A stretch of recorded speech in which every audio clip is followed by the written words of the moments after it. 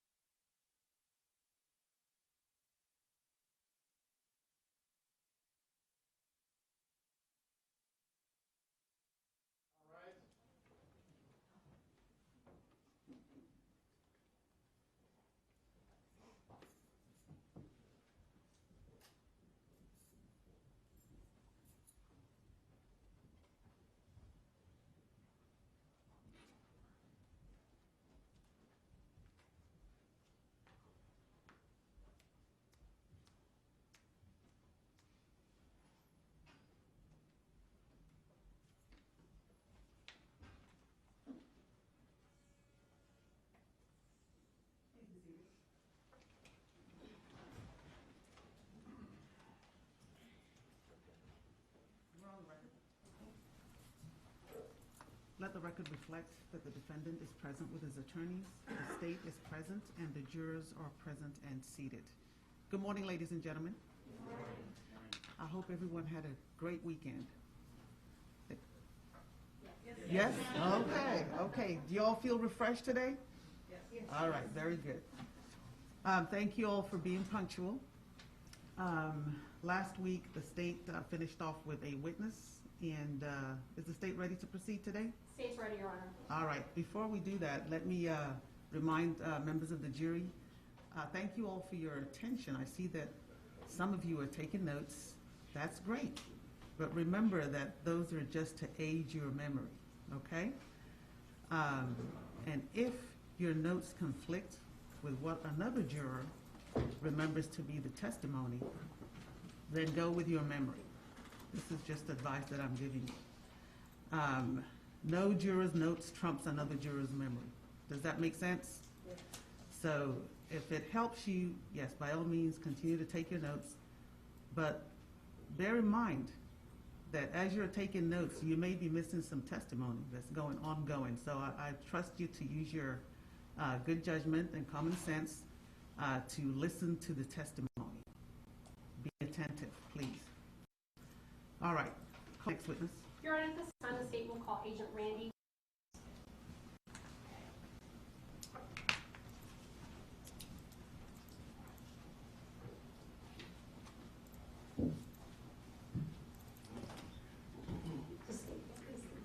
Do you swear that the testimony you will give will be the truth, the whole truth, and nothing but the truth to help you God? Thank you. State may proceed. Thank you, Your Honor. Good morning, Agent White. Will you please state your name and spell it for the record? Randall White, R-A-N-D-A-L-L-W-H-I-T-E. Agent White, where are you currently employed? I'm employed with the FBI in Dallas. How long have you been with the FBI? 11 years. And in what capacity do you work for the FBI? I'm a special agent. Could you tell the jury a little bit about your training and education and background in order to become an FBI agent? Yes, all agents attend the FBI Academy at Quantico, where we learn all sorts of different law enforcement techniques and investigative methods. Before that, I was in the Marine Corps. I served as a, a special intelligence communicator. So you've been with the FBI for 11 years. How long have you been assigned to the Dallas office? 6 years. Now, are you familiar or are you aware of a top 10 most wanted fugitive by the FBI, known by the name as Yaser Said? Yes, I am.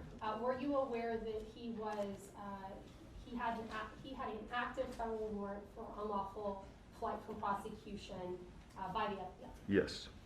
Now, do you know an agent by the name of Lori Gibbs, Mario Verna, and Daniel Jimenez? I know them all, yes. Do you know that they were the lead case agents at certain periods of during the investigation and ultimate apprehension of Yaser Said? Yes, I know that. Now, back in August of 2020, were you assigned to a specific task force within the Dallas office of the FBI? Yes, the Violent Crime Task Force. And can you tell the jury a little bit about what that task force is assigned or what they do? Yes, the task force is made up of FBI agents and local detectives from state agencies and other cities in Dallas and surrounding areas. And we investigate all sorts of violent crimes, including bank robberies, robbery crews, homicides, sex assaults, fugitives, and various other violent crimes. Did you have any specific tasks or responsibilities in that particular task force? I cover a lot of different things, but I'm primarily the bank robbery coordinator. Now, with regards to the task force itself, is it comprised of multiple agents, multiple FBI agents? Yes, it is. And is it fair to say that you all work together or assist each other in your various investigations? Absolutely, yes. Now, in August of 2020, do you recall who the lead case agent was? At that time, the lead case agent was Dan Jimenez. Okay, and do you know, Mario Verna, was he still with the Dallas office back in August of 2020? Yes, he was the supervisor over the Violent Crime Task Force. All right. Now, in August of 2020, were you asked or did you participate in the investigation of ultimate apprehension of Yaser Said? I did, yes. Can you tell the jury a little bit about what your role was in ultimately apprehending the defendant? In early August of 2020, Mario Verna asked me to get involved in the case. Up to that point, I hadn't been assigned to the case and only knew about it a little bit through passing, through other people talking about it on the squad.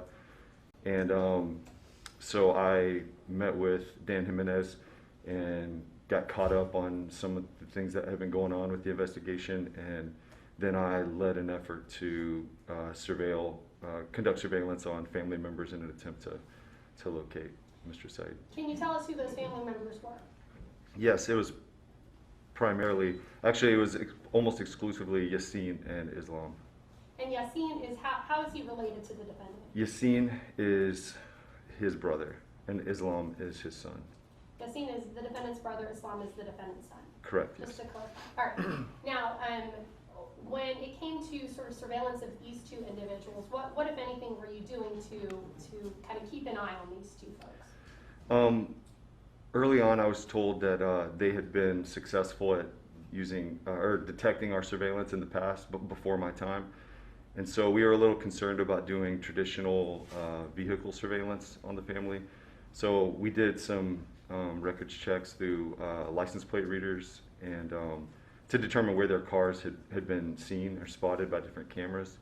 And then ultimately we used a camera, and an airplane.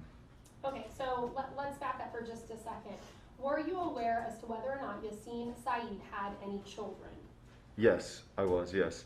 Can you tell us what their names were? I honestly can't recall all their names. I know Yaser Said was someone of great interest to us at that time. And that was his daughter? It was, yes. Does Amina Said also sound familiar? Yes, yes. Amira Was that his other daughter? It is his other daughter. Were you made aware that Amira and Dalal owned property in Justin, Texas? I was, yes. Specifically 712 West 1st Street in Justin, Texas? Yes, I was aware of that. And what, if anything, did you do with that information?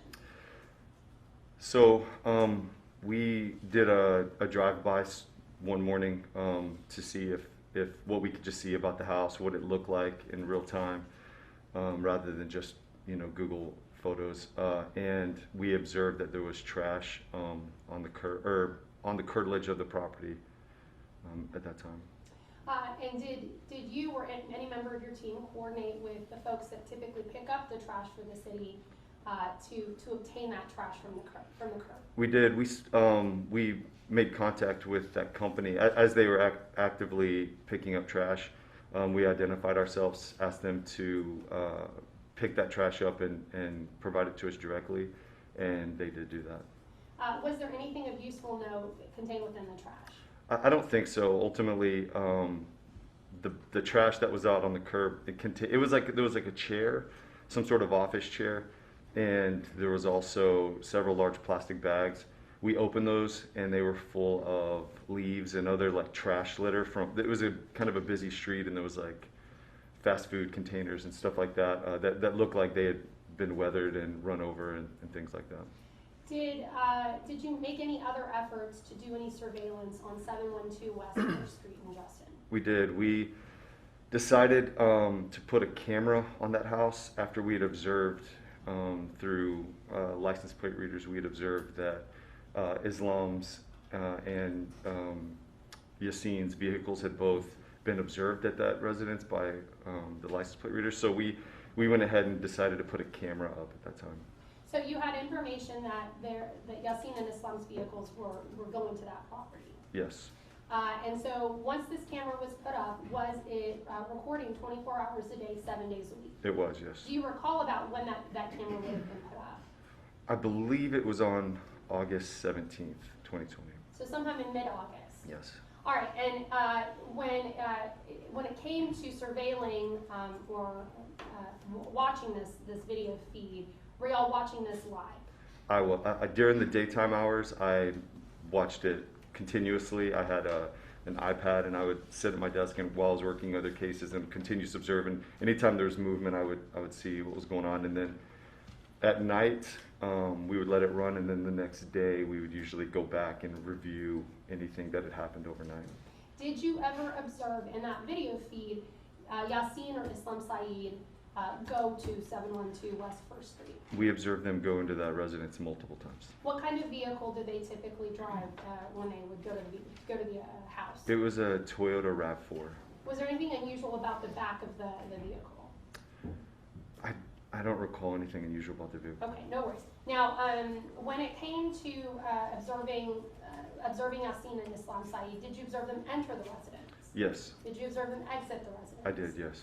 Outside of Yaser and Islam Said entering and exiting that house in Justin, did you observe anyone else enter or exit the home? Negative. All right, now, did you ever observe Yaser or Islam Said bring items into the home or remove items from the home? Yes, they brought in groceries. It would appear to be groceries in grocery bags, case of water, stuff like that.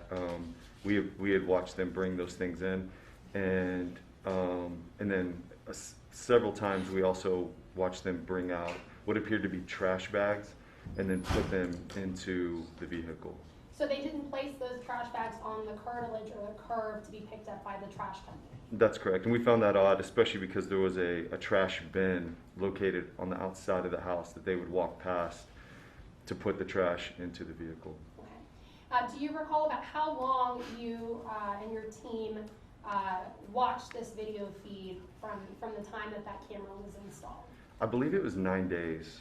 Now, do you recall on, you talked about how during the evening hours, obviously you were not working during the evening hours, so that would be, I'm assuming, after 5 p.m. until the early mornings of 8 or 9 a.m. Does that sound about right? Yeah, I was pretty excited about the case, so I did watch it in the evenings quite a bit too, but obviously not all night long. Okay.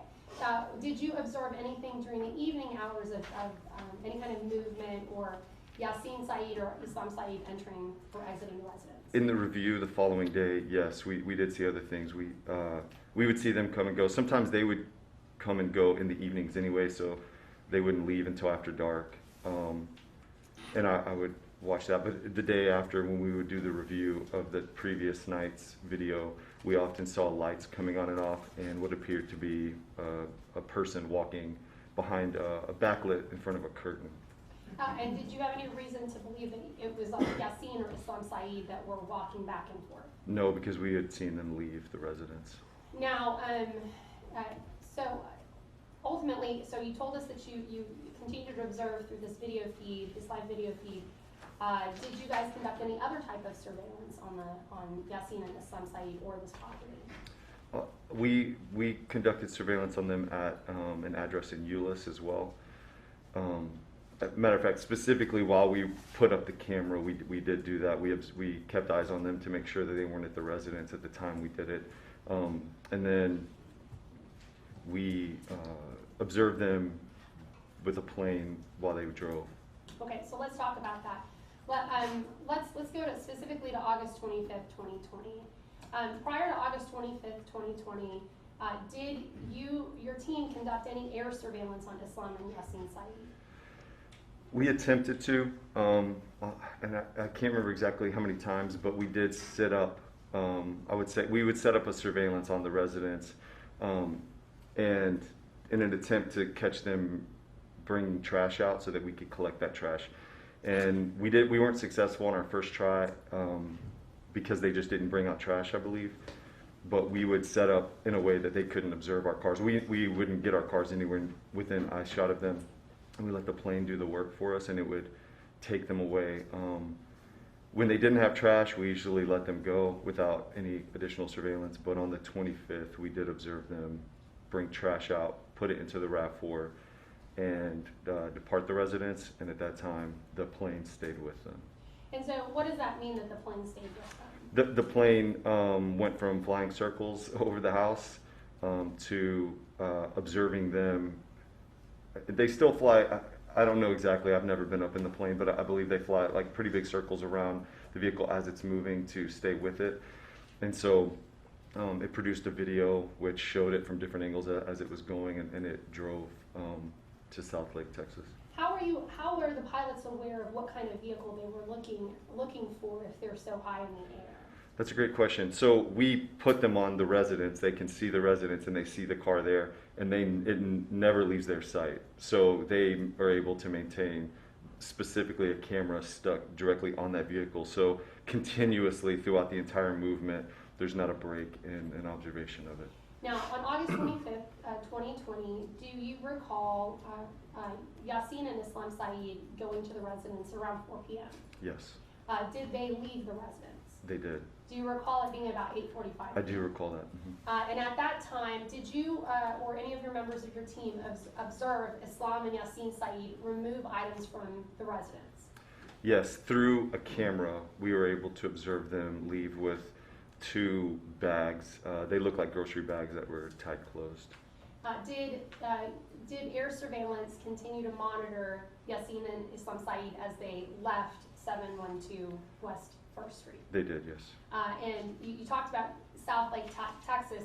Did that vehicle contain that had Islam and Yaser Said? Did that vehicle ultimately end up in a parking lot in South Lake, Texas? It did, at a Panera Bread. Okay, and are you aware of what, if anything, Yaser and Islam Said did with those grocery bags? Yes. As the plane was working, they were calling out over the radio to us their observations. We no longer on the ground had a visual of them at that time. We were FBI agents in the air did, and they would relay to us over the radio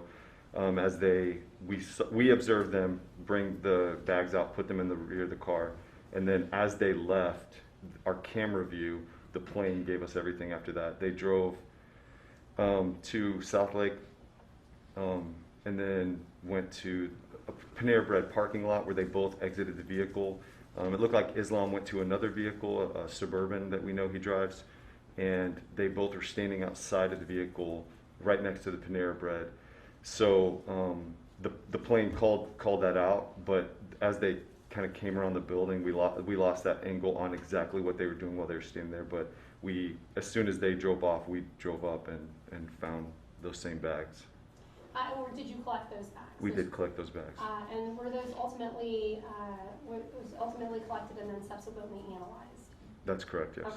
Now, now that you know that there's trash that's being actively removed from the residences of it and sent very miles away to South Lake, what, if anything, did you and the task force do at that point? That night we analyzed that trash and went through the bags, and then a decision was made that we thought we had enough PC to conduct a search of the residence for his person, and we contacted our leadership as well as the U.S. Attorney's Office and our SWAT team and got everything in motion to conduct a search warrant arrest. Now, when you say PC, we're talking about probable cause. Probable cause, yes. And probable cause is what you need to be able to get a search warrant to enter someone's home. Yes, ma'am. Were two search warrants executed, one on the Euless residence and one on the Justin residence? Yes, ma'am. Were they executed at the same time? They were, yes, ma'am. Thank you. All right, now, were you present for the execution of those search warrants? I was present at the Justin residence. And was that on August 26, 2020? It was, yes. And at that time, you talked about SWAT being present.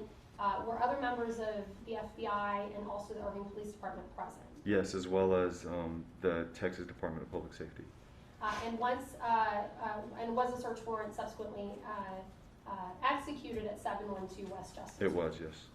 West First Street, excuse me. Did the defendant, was the defendant apprehended at that location? He was, yes. He came out the front. And do you recall if he came out voluntarily or if it was a struggle to get him out of the house? He came out voluntarily.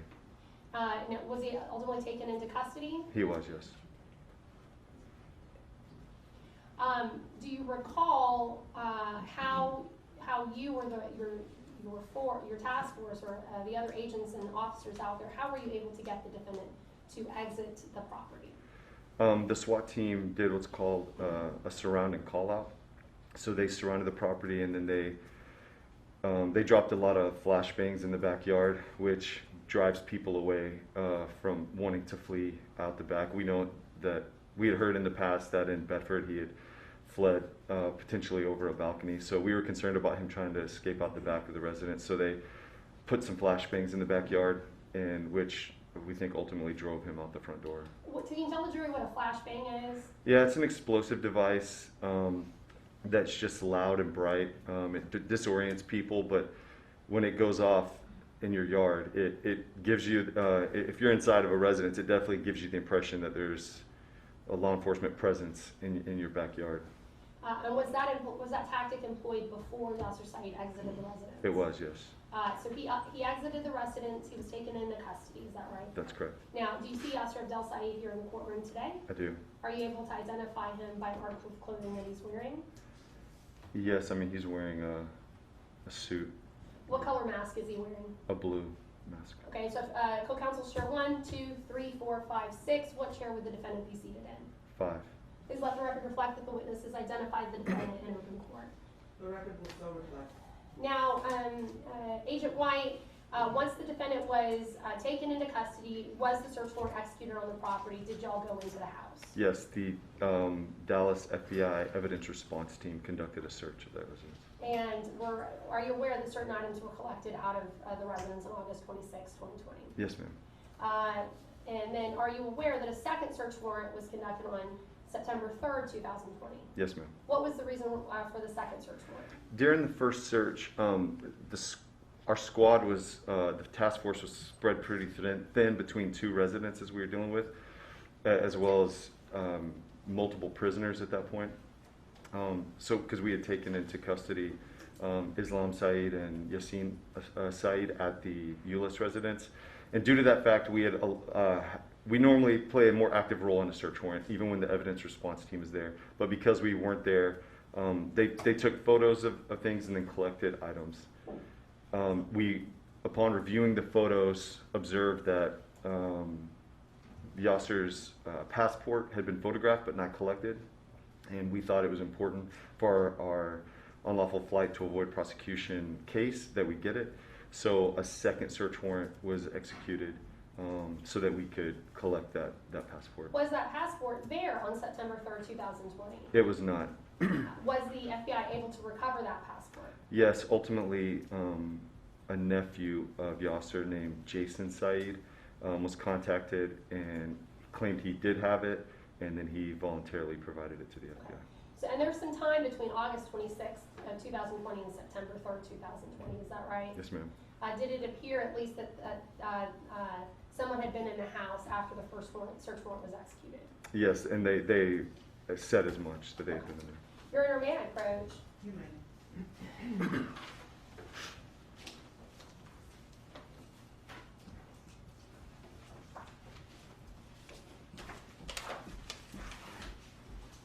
Okay, so Agent 1, I'm going to show you what's previously marked as State's Exhibit 137 through 146. Do you recognize these photographs? I do. What are these photographs of? These are photographs of the trash that was collected at the Panera Bread. And this would have been on August 25th, 2020. Yes, ma'am. Any changes, alterations, or deletions to these photographs? Do these appear to be the items that y'all observed and took into custody on the 25th of August? Yes, ma'am. Offering State's Exhibit 137 through 146, new admissions, entering defense counsel for objections.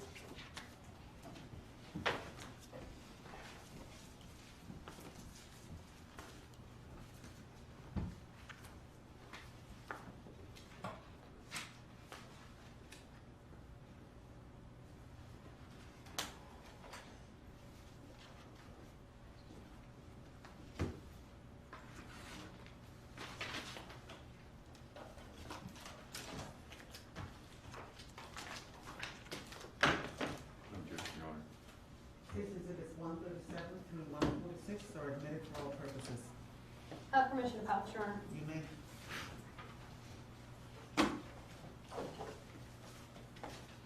Okay, so what I'd like to do first, Agent White, is play some of the surveillance video that we've already talked about, and specific to State's Exhibit 253 at this time. I just may have one moment to set up, Your Honor.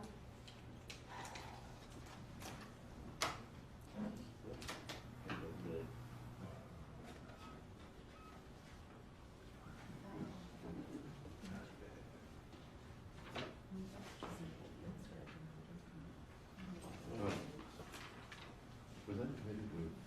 Agent Jimenez. Mhm.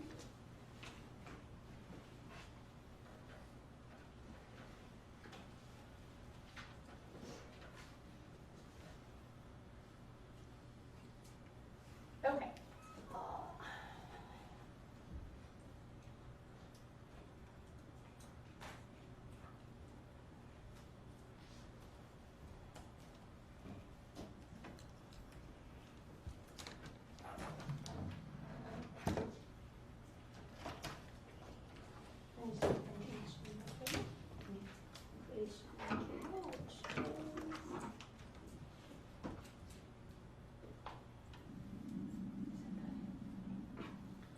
That's okay. I think, yeah, usually.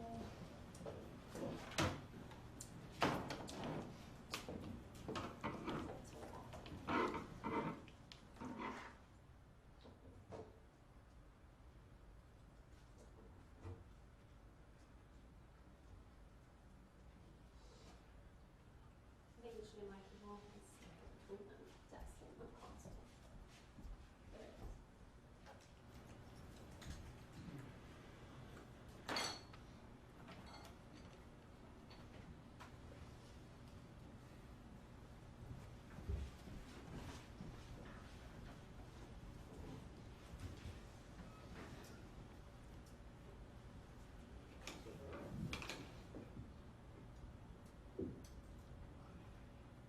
Okay, so Agent White, so we're planning, this is marked as clip 9 for the court reporter on State's Exhibit 253, and we can see here that this is August 19th, 2020, at approximately 23:51. What time would that be in regular people time? That's 11:51 p.m. Okay, it's almost midnight, is that right? Yes, ma'am. All right, so the state's going to start this clip starting at 0 seconds. Actually, Your Honor, because it's a bit dark to see, is there any way we could dim the lights for this particular portion?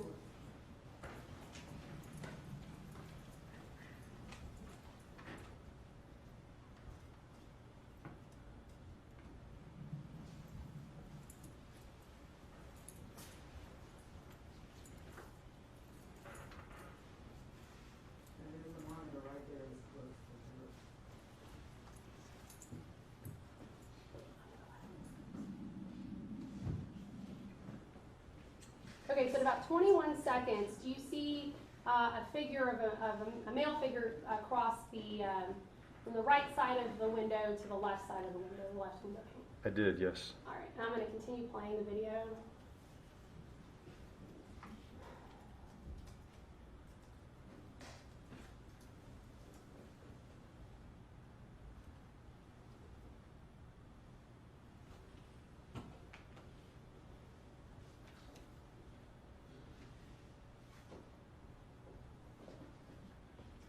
And actually, at about 23 minutes, 51 seconds, 23, 51, 45, what do we see at that point? What appears to be a male, or a person walking from the left side of the screen to the right in the window. So let me back up again. I'm going to start the video over from the beginning because it is a bit hard to see. And actually,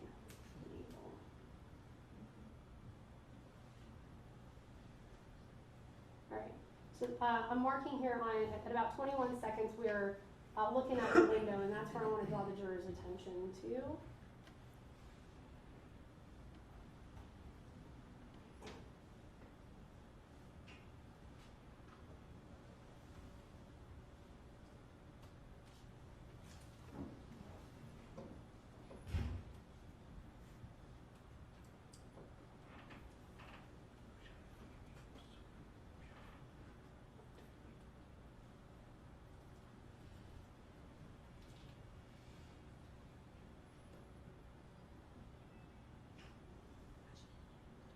And then again, that figure crosses the opposite way, the way that it came.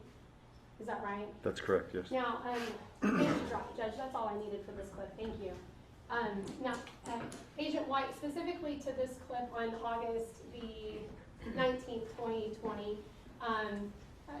are you aware as to whether or not Yaser or Islam Said were at the residence? They were not at the residence at that time. And is this nighttime? It was, yes. So are you, with regards to the way the camera is set up, is it able to still continue to detect visual movement despite the fact that it may be dark? Yes, ma'am. Okay. Now let's move on to the second clip.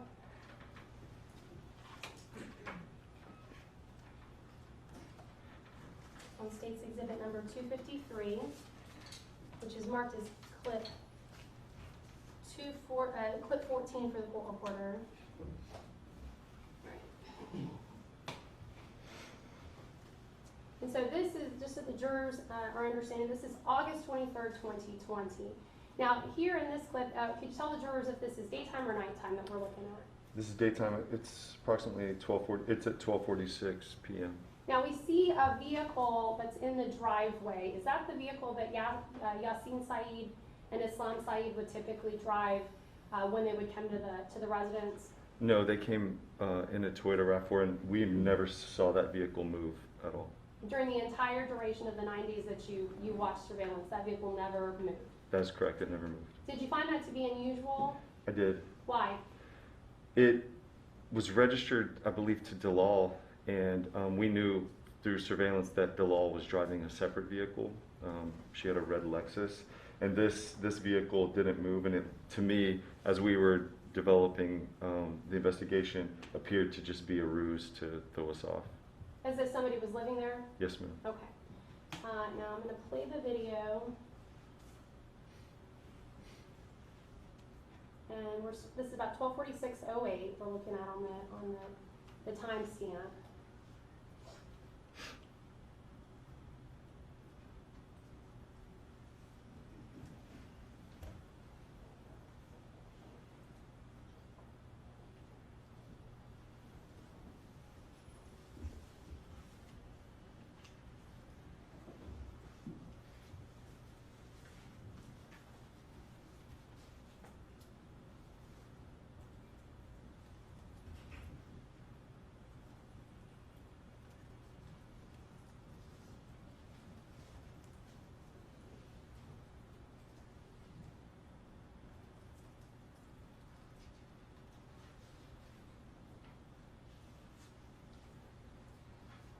About 12:46:53, we see a vehicle enter the screen.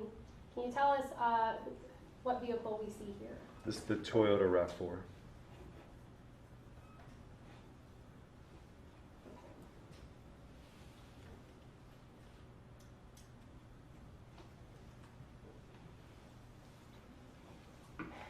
And I'm going to draw your attention to the back of the RAV4. Was there specifically where the back door is?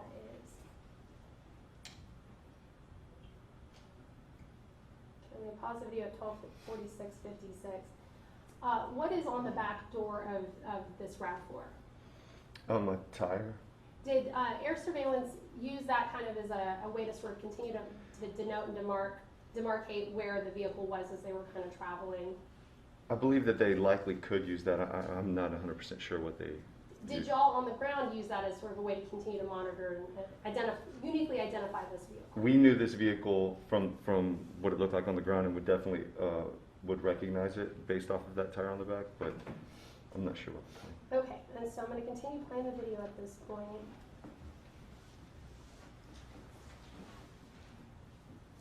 And we see the right door open at 12:47:05, and the left door open at 12:47:08.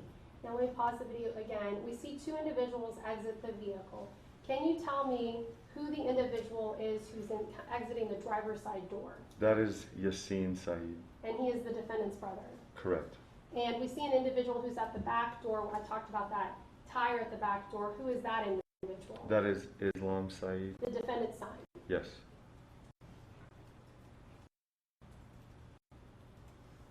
And at 12:47:13, we see Islam Said open the back door where the trunk would be. And what does he remove out of the back trunk? A watermelon. Now, watermelon is a fresh fruit. Would you agree with me on that? I agree. Now, what are they doing at this point at about 12:47:28? They're going into the residence. Who makes it entry to the door first? Yasin. And then is Islam followed behind him? That's correct.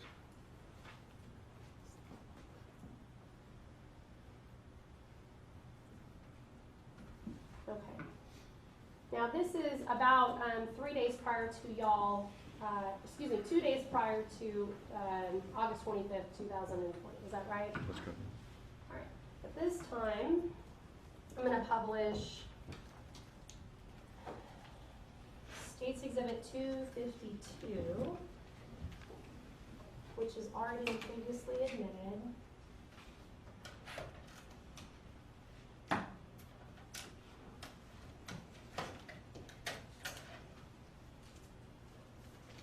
And if the jurors wanted, they could watch this entire video or these clips in their entirety. They go on and on, is that right? They do. They were often there for hours on end.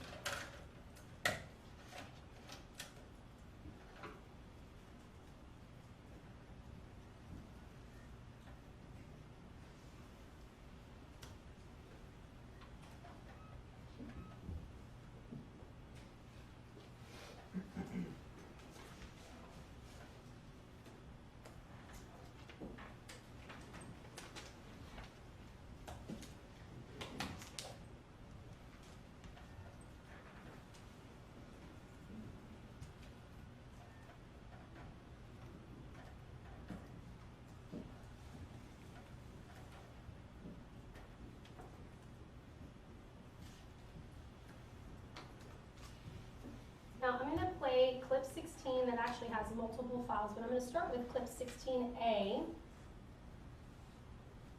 And this would be on August 25th, 2020.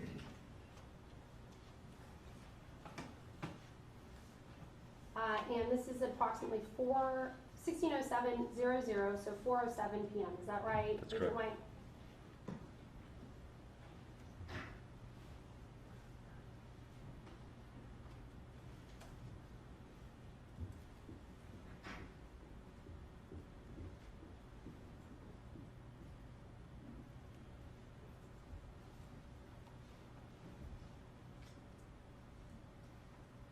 Now, we did see some movement zooming in and zooming out. Did y'all have the capability to be able to zoom in to see closer up or zoom out to see further away? We did, and a lot of these movements, just to be honest, were accidental. If you touched the screen or bumped it, it would move the camera, and there was a button to bring it back to where we had it pre-programmed. Now, at 16:07:38, we see that same Toyota RAV4 drive into the driveway.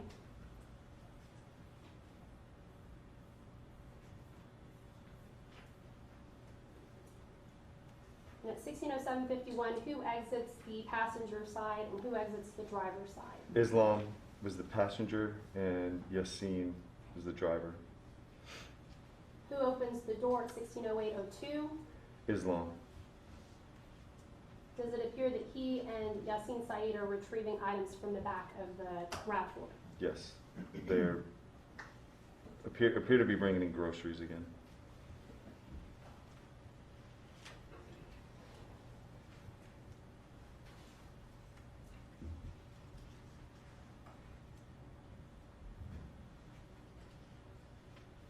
And here at 16:08:30, could we see kind of a closer up view of that bag of groceries that Islam Yeah, said? we were trying to get a good look at the grocery bags as they brought them in. And then at 16:08:40, does it appear that they enter the Justin residence? Yes, ma'am. All right, so I'm going to pause the video. Now, between 4 p.m. and 8:45 p.m., does it appear that Yasin and Islam Said remain at that residence for that almost 5-hour period? They do, yes. All right.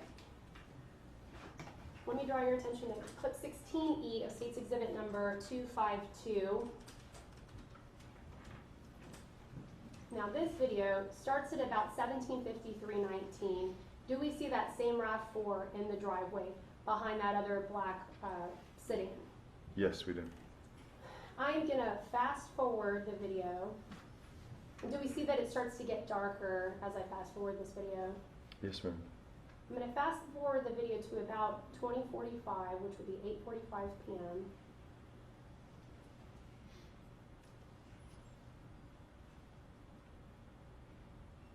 I'm actually going to start the video at about 20:44:29.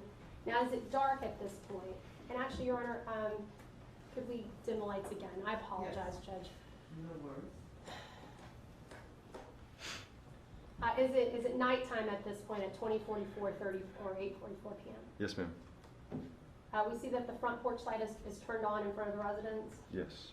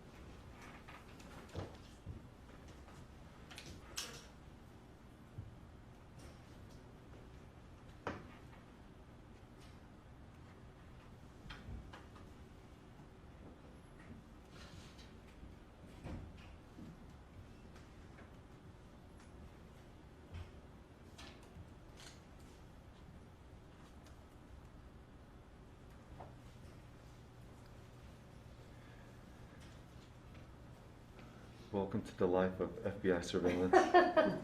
Is this what y'all were pretty much doing, is just watching the house Yes. immobile without any movement, I mean? Yes, ma'am.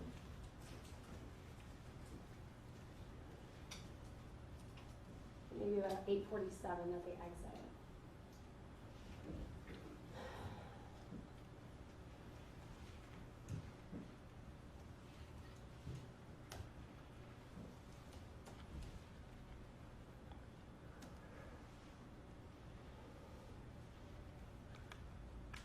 Okay, so at about 20:47:02, we see the lights flash on that RAV4 and an individual exits the residence. Do you know who that is? That's Islam.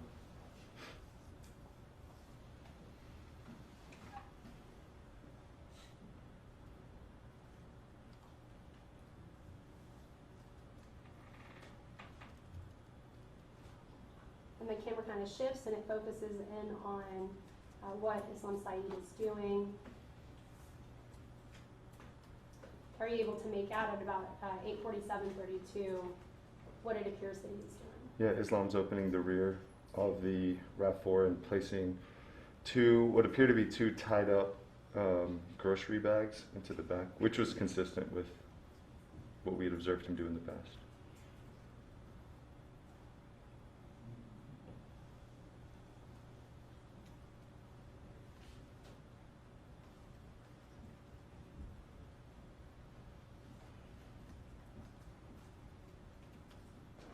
Now at 20:48:03, we see someone at the door of the residence. Do you know who that person is? That is just seen. And here on the left side of the screen, we see another individual. Is that Islam Said? It appears to be Islam, yes. Yes, that's Islam.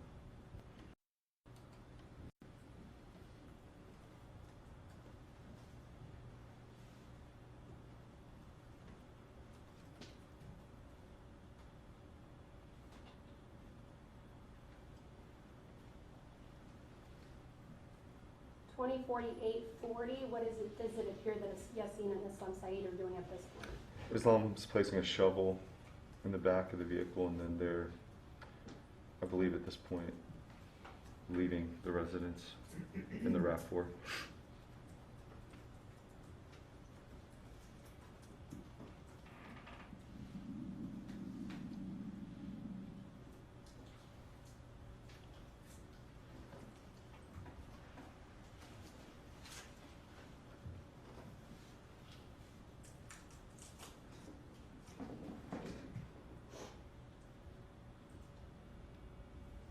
Twenty 49:19. We see that RAV4 back out of the driveway and exit the residence, Yes, ma'am. or the property of the residence.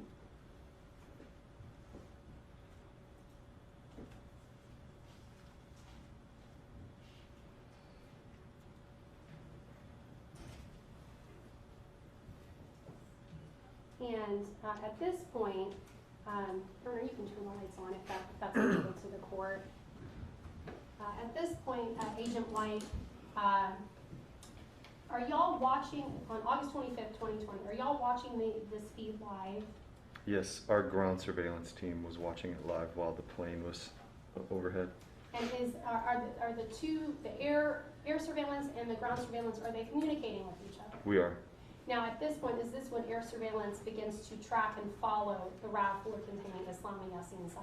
That's correct. And then ultimately, this vehicle ends up in South Lake, Texas. Yes, ma'am. And ultimately, they toss trash that y'all recovered. Yes, ma'am. All right, so let's talk about the trash that y'all recovered.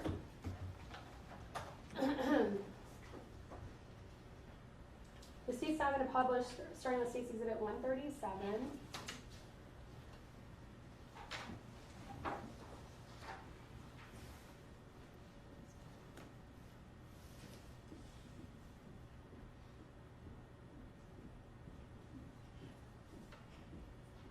There we go.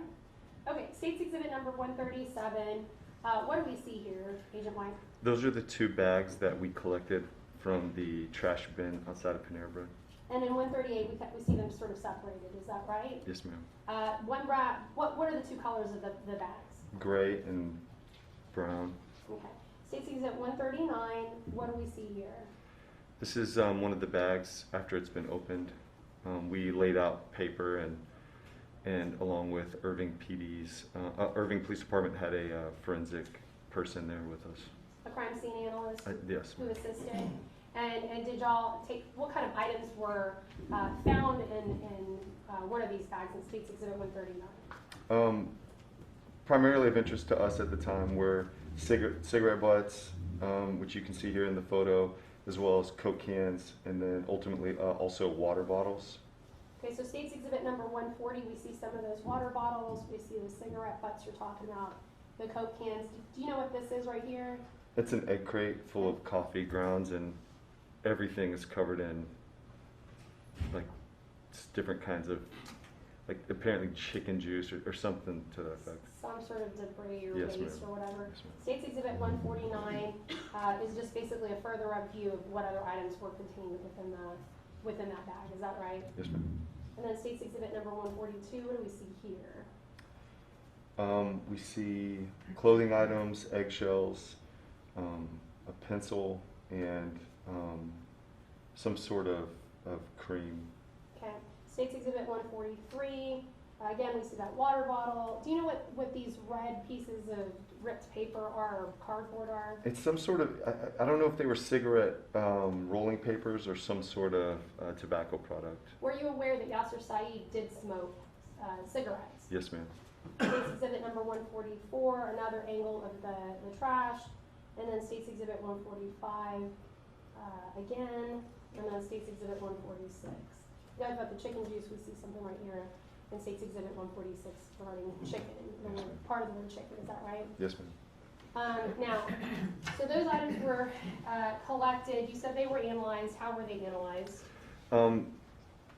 I believe the Irving crime scene technician conducted a swab of the areas on Coke cans and water bottles that would be consistent with placing them in your mouth for some DNA.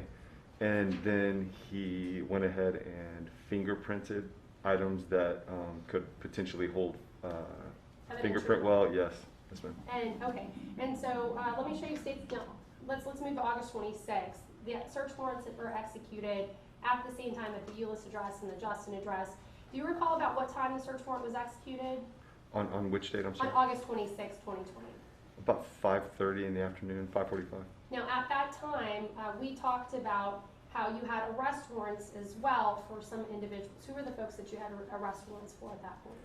At that point, I believe we had an arrest warrant for Islam Said as well, obviously for Yaser Said. Ultimately, was there an arrest warrant also issued for Yaser Said? At a later time, he was arrested based on probable cause for harboring a fugitive. Okay. And was Islam Said also arrested for probable cause for harboring, or was he arrested for harboring a fugitive as well? Yes, ma'am. Okay. Now let me show you State's Exhibit number 251. What are we looking at here? This is a sketch of the residence in Justin. Okay. And it's not it's a hand-drawn sketch, is that right? It is hand-drawn. Not drawn to scale. No, ma'am. Can you kind of tell us, so the jurors understand when we go through these crime scene photos of the search warrants, can you kind of tell us what each of these rooms represent? Like if, here at A, we see sort of an entrance or a doorway. What would that doorway be? That's the doorway that we observed in the videos of Islam and Yasin coming in and out of the front of the residence. So this is the front of the house? Yes, ma'am. And is A the living room? It is. And what is F and E?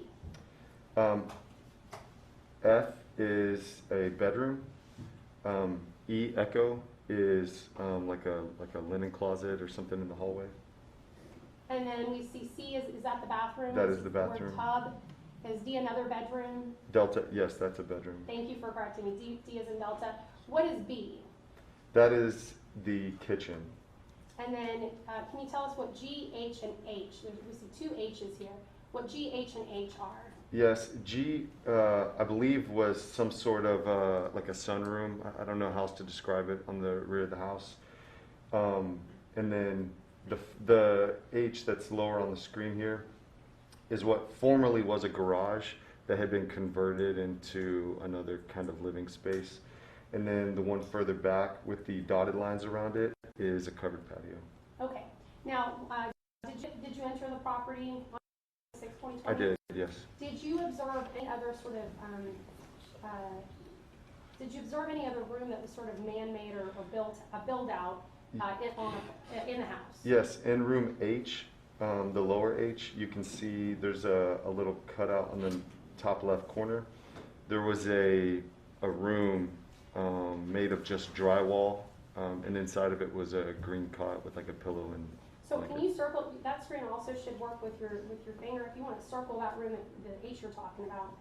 So we see sort of what appears to be almost like a bed in that lower H that also has a W in that same box. Is And that then, right? yes ma'am, and then right here against the wall was a piece of drywall with a handle on the back so that it could be picked up and pulled into place at this opening right here. As if to conceal that specific room. Yes ma'am. So did it appear to you that that was another effort on the Said's part to conceal Yaser Said? Yes ma'am.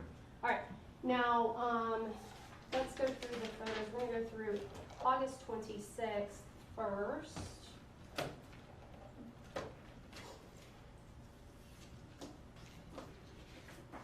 All right, I'm gonna publish at this time, starting with State's Exhibit 150. This is the front of the house that we've seen so far, and the door appears to be open. And then, to kind of give the jurors perspective, 151, see if I can get a better look at that car.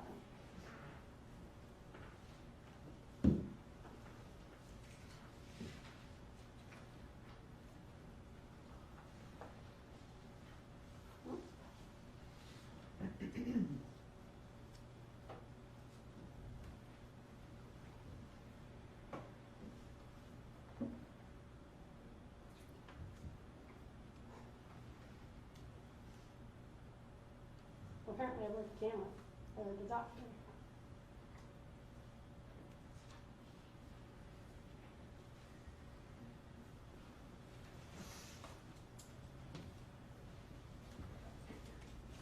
Okay, there we go.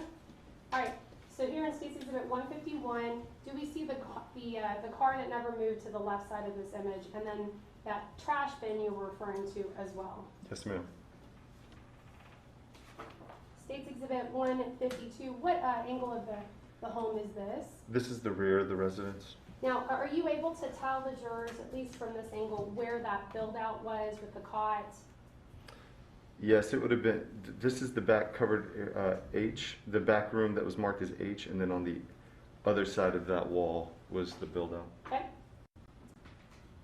And then another angle from State's Exhibit 53 of the backyard. And then, is this the sunroom you were talking about? Or is that the other H we're talking about? This is the back H, the covered patio with the dotted line around it is this space. This would be the room that I don't know if it would be a sunroom or not, but it was like a rear den. And then the other side of the back of the house here in State's Exhibit 155. Now, let's go into the house. Now, I'm going to show these in sort of a panorama view. State's Exhibit 156. When you entered the Justin home, did it appear that there were furniture and personal belongings and items as if someone was residing in the home? Yes, ma'am. And then, so we see a couch here in State's Exhibit 156. Facing the doorway here in 152, we see a television set. And then another set of couches here in 158. There appear to be, here in State's Exhibit 159, there appears to be a bookshelf with photographs and things like that. And then the opposite side here in 160, looking towards the door. This would be the living room, is that right? Yes, ma'am. Yes, ma'am. All right, let's move to the kitchen here in State's Exhibit 161. Again, were there a lot of personal items and things like that within the kitchen? Yes, ma'am. It looked well lived in. There appears to be some Ajax soap, dishes, things that would make a person comfortable, pots and pans to be able to cook. Is that right? Yes, ma'am. There's a refrigerator along with food here at the top of the refrigerator in State's Exhibit 163. And now, as we're exiting the kitchen, where are we going from this point in 164? I believe this. Is this the living room we see here on this open? Yes, ma'am. Sorry. Yes, That's okay. That's okay. And that was a bad question. I apologize. But you can actually see some of the personal items we see from the living room. Yes, ma'am. And then there's a short hallway Does that lead to various bedrooms contained within the house? Yes, there should be a bedroom on either side of the home. Agent White, do you remember how many bedrooms were in the home? I believe 2. And so we're walking down that short hallway again, here in State's Exhibit 165. And then we see here 166, a bedroom that contains, at least from the entryway, various personal items, including suitcases. And then here in 167, we see a bed, shoes, clothing, Listerine, all indicative of a person living in the home. Yes, ma'am. And then this would be facing towards that same door, towards the entry of that room of that door of 168. Yes, ma'am. The next room we're getting to is 169. Again, we see a bedding, a suitcase, bottles. In 170, we see those same items as you enter the room. And in 171, we see a dresser, photographs, iron, a clock. Again, personal items that would indicate someone was residing in the home. Yes, ma'am. Now, let's go to 172. Can you tell us what we're looking at here in terms of the entryway? Where are we facing at this point? I believe this is looking into the converted garage. Okay, so showing 173. Is this part of the converted garage? Yes, ma'am. There appears to be mugs, water, and chairs and whatnot. In fact, there's 3 chairs. Is that right? That's correct. Yes, ma'am. State's Exhibit 174, another angle of this converted garage. And another angle here in State's Exhibit 175 of the converted garage. Yes, ma'am. And then 176 to give the jurors perspective of where we're looking. This is the converted garage, and this would be the kitchen right here. Is that right? That's correct. We Yes, can ma'am. see the refrigerator in the back of this image.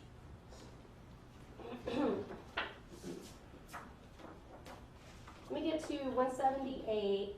So we see this lattice work that we talked about at in the earlier exhibits. There we go. What room are we looking at in this, in State's Exhibit 178?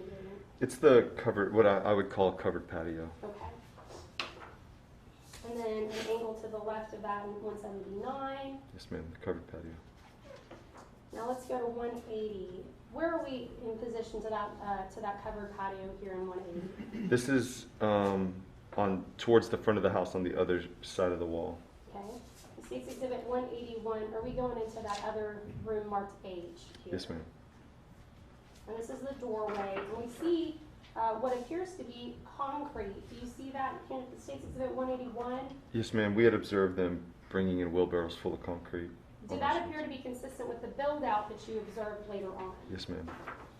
State's Exhibit 182.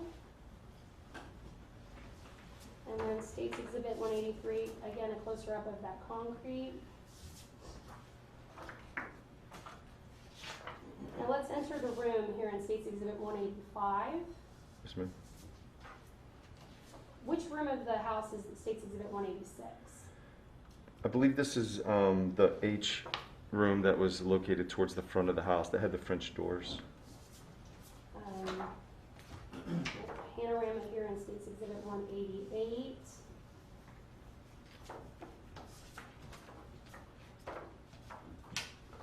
Okay, let me get you to State's Exhibit 191. We see a rocking chair here, and we see what appears to be some damage to a wall or some cutout here. Can you tell us a little bit about what that is? Yes, this is the entrance to that, I don't know, if hidden room that was built into the house.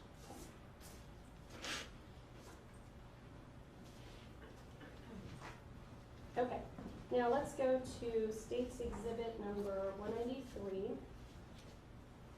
This is leading, this appears to be the dryer perhaps, Yes, ma'am. and the water heater in State's Exhibit 193. And then we see another door leading into the next part of the home. And is that where you find the build out? Yes, ma'am. Or the hidden room, 195? Can you tell the jurors what we see here in 195? It's a cot with a pillow on it laid over on its side. Now, to the left, we see what appears to be sort of a piece of gypsum or maybe wall. I'm not sure. Is that what you were referring to earlier? Yes, ma'am. It's It's a, yes, it's a piece of gypsum. And then here in State's Exhibit 196 is the other side of that, that cot, is that right? Yes, ma'am. And 197, does it appear that this wall came with, this wall that we see here made out of plywood came with the house? No, ma'am, it looks like it's part of their construction project. Let's go into the refrigerator here in State's Exhibit 198. Earlier we talked about, it plays part of the surveillance video where Islam and Yaser Said were bringing in watermelon. Do you see watermelon here in the refrigerator? I do, in yes. State's Exhibit 199? Yes, ma'am. And is it fair to say that there's other items of food to keep a person nourished while they're residing in that home? Yes, ma'am. Powerade, peanut butter, ice cream, lettuce and pasta sauce, Gatorade, that sort of thing. Now, we talked about Agent Verna. Do you know Agent Verna pretty well? I know very well. All right. I'm going to show you State's Exhibit 201. Do you recognize what this item is in this open drawer in State's Exhibit 201? It appears to be a wig. And the closer up here in 202. Yes, ma'am, a wig. I'm going to show you State's Exhibit 204.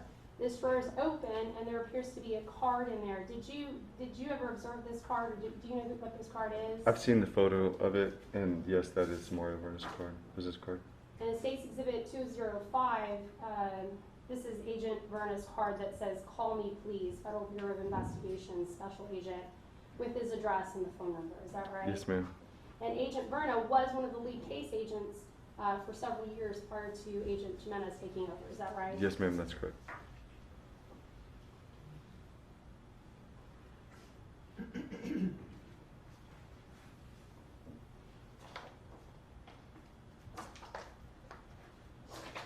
Now, I'm going to draw your attention to State's Exhibit number 210. What are we looking at here? Those are bullets. And then earlier you talked about how a second search warrant had to be conducted because the passport was not recovered for the defendant. Yes, I'll ma'am. show you State's Exhibit 211. What do we see here? It's an Egyptian passport. And who is the photograph we see here in State's, whose photograph is it in State's Exhibit 211? That's Yaser Said. All right. Now, let's go to the search warrant on September 3rd, 2014. I'm going to move relatively quickly because is it fair to say that the residence was pretty much the same for the most part? Yes, ma'am. And the jurors can take these photographs back as they see fit.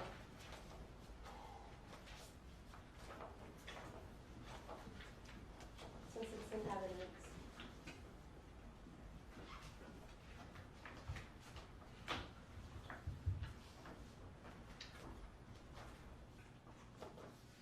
But specifically, I'm going to draw attention to State's Exhibit 232, which is shelf laying within one of the bedrooms.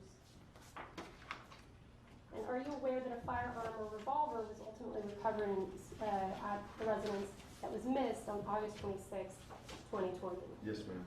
And I'm showing you that revolver here in State's Exhibit 233, and a close-up here in State's Exhibit 234.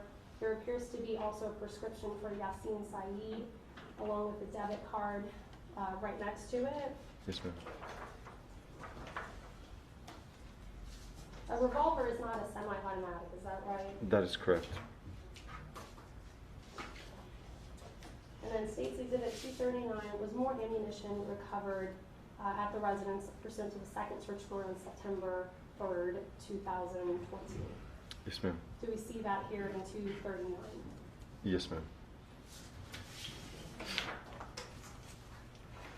Don't think it's, sorry.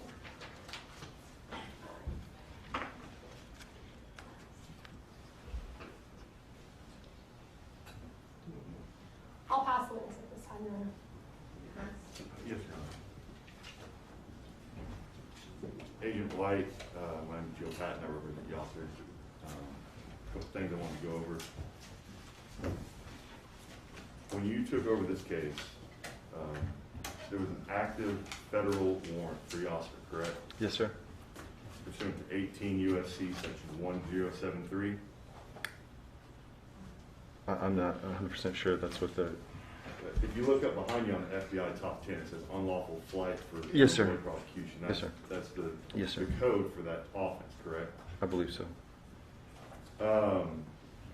To your agency, this is what gave your agency jurisdiction over this case, is that correct? Yes, sir.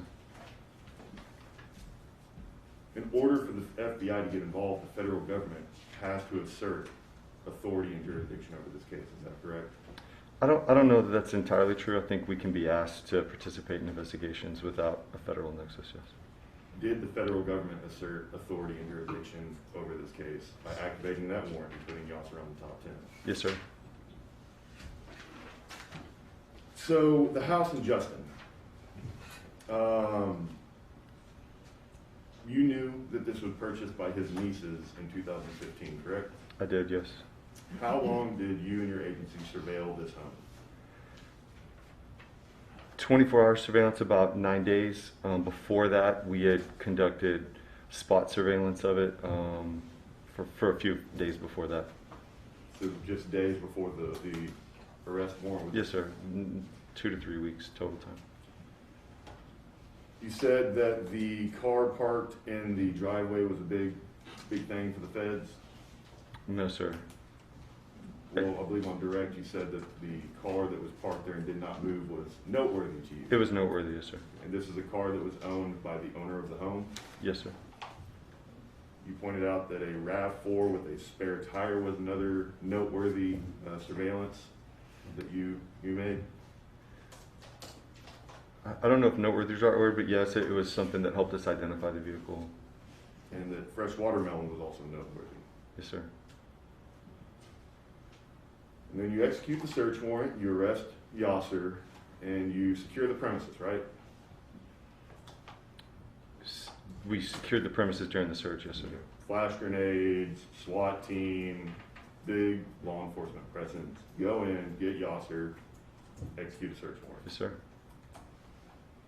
During that search, you found lots of personal items. Yes, sir. Yaser was not alone in that house. He was alone in the house. Excuse me. Is it your belief that all of the personal items found in that house belong to Yaser? I don't know. I don't. Family photos on the bookshelf that doesn't include Yaser in any of the photos. Do you think those were his? Probably not. Do you think the gun that was found next to Yasin's Medica bottle in a room that wasn't the hidden room was his? I don't know. I mean, the gun, y'all found that on the second search warrant, right? Yes, sir. So he was already in custody, in your custody, right? Or had he been arrested? Yes, he was in Dallas County custody, I believe, at that point, yes, sir. And the feds just missed the gun and the ammunition that was in the house that y'all brought all this personnel in to clear out and secure and all this. You just overlooked that on the first search. Yes, sir. So you executed a second search warrant to come clean up the mess from the first one. No, sir. We went back to retrieve the passport. There was a photo of it after the first search, and we realized it hadn't been collected, so it was important to the UFAP, the unlawful flight to avoid prosecution case. From the day that the FBI initiated this until August of 2020, how many hours would you say that the FBI spent pursuing Yaser? I have no idea. I couldn't even begin to speculate. It was before I was even in the Bureau. Hundreds? I have no idea. Did you spend hundreds of hours? Yeah, yes, sir, probably. And you're one of many agents. Yes, sir. On the task force, was it limited to FBI, or were there also other agencies involved? There are other agencies involved. So other agencies and other agents. I mean, this is a huge effort. It was a big effort, yes, sir.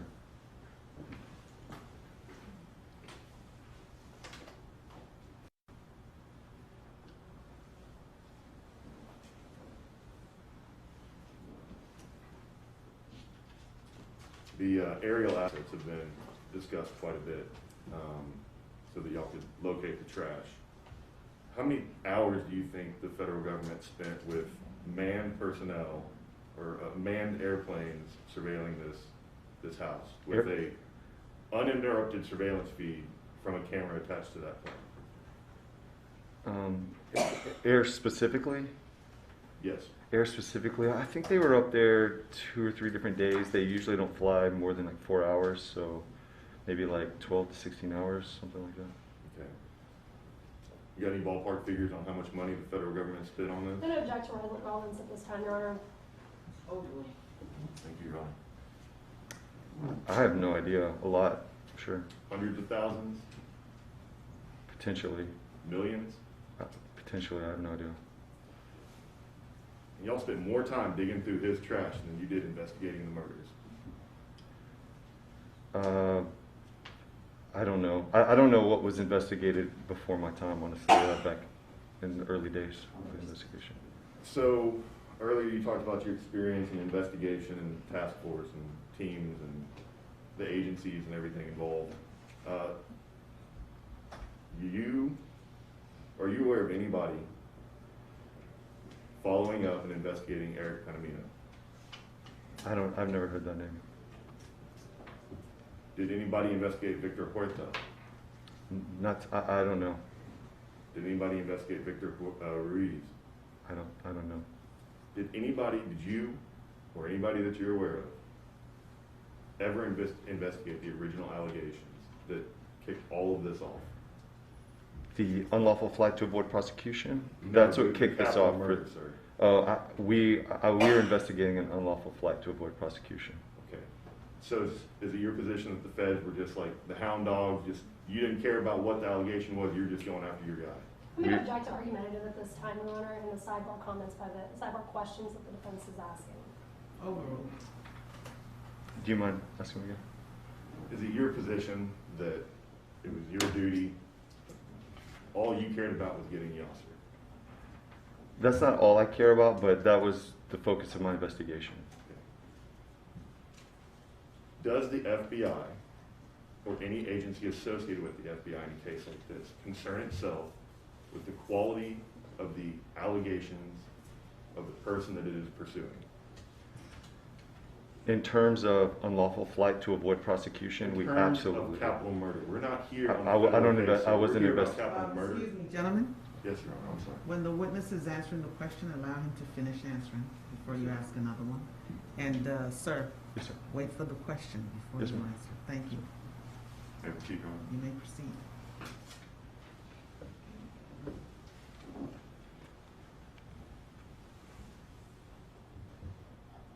Is the FBI concerned with the allegation that leads to the involvement of the federal government?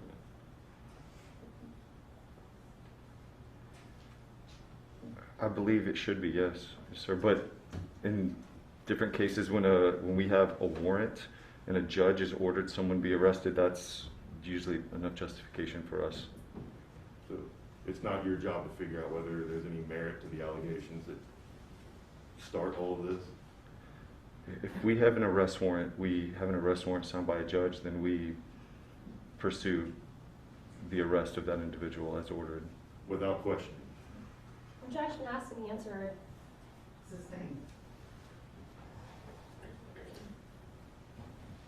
So you did not know that Edgar Ruiz was one of the last people to see Amina and Sarah alive? I don't know anything about that. You did not know Edgar Ruiz said that he was with Eric Panamino when the girls I'm were going murdered? to object to hearsay at this time. It's a question of whether he knew this or not.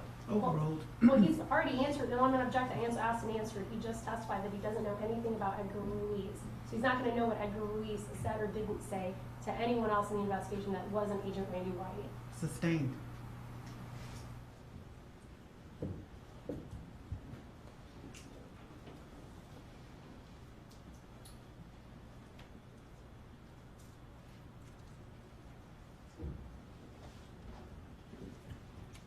Hypothetically, Agent White,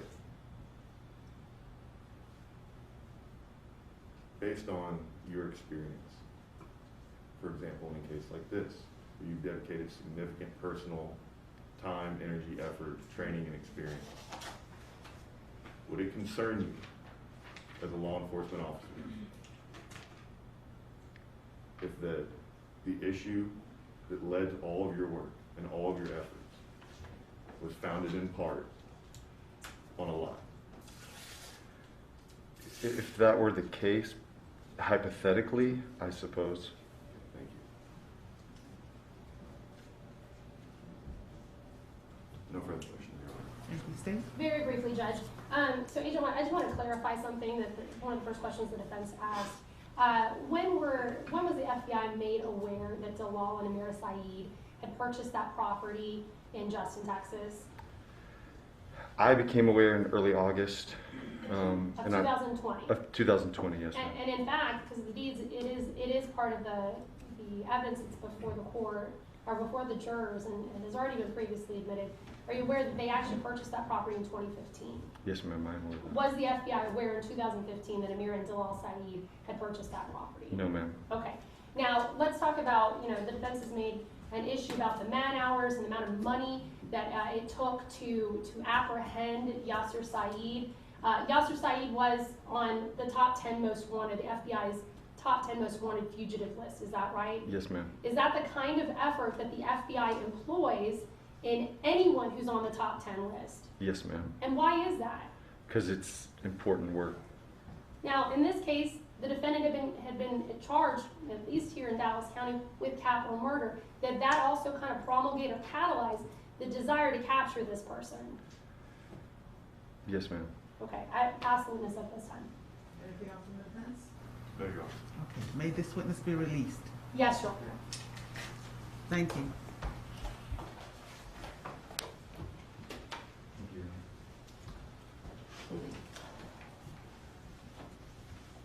Call your next witness.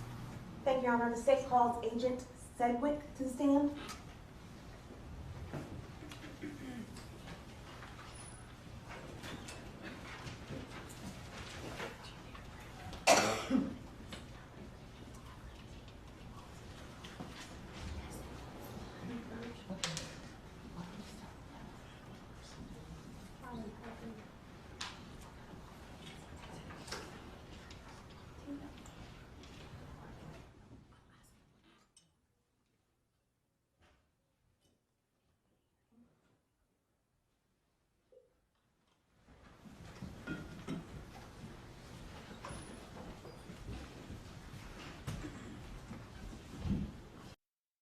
Sir, do you swear that the testimony you will give will be truth, the whole truth, and nothing but the truth to help you God? Yes, ma'am. Thank you.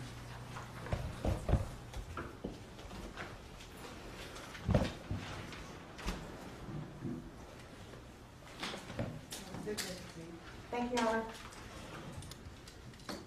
Good morning. Morning. Would you please state your first and last name for the court, spelling your first and last name for the court reporter? Mark Sedgwick, M-A-R-K, S-E-D-W-I-C-K.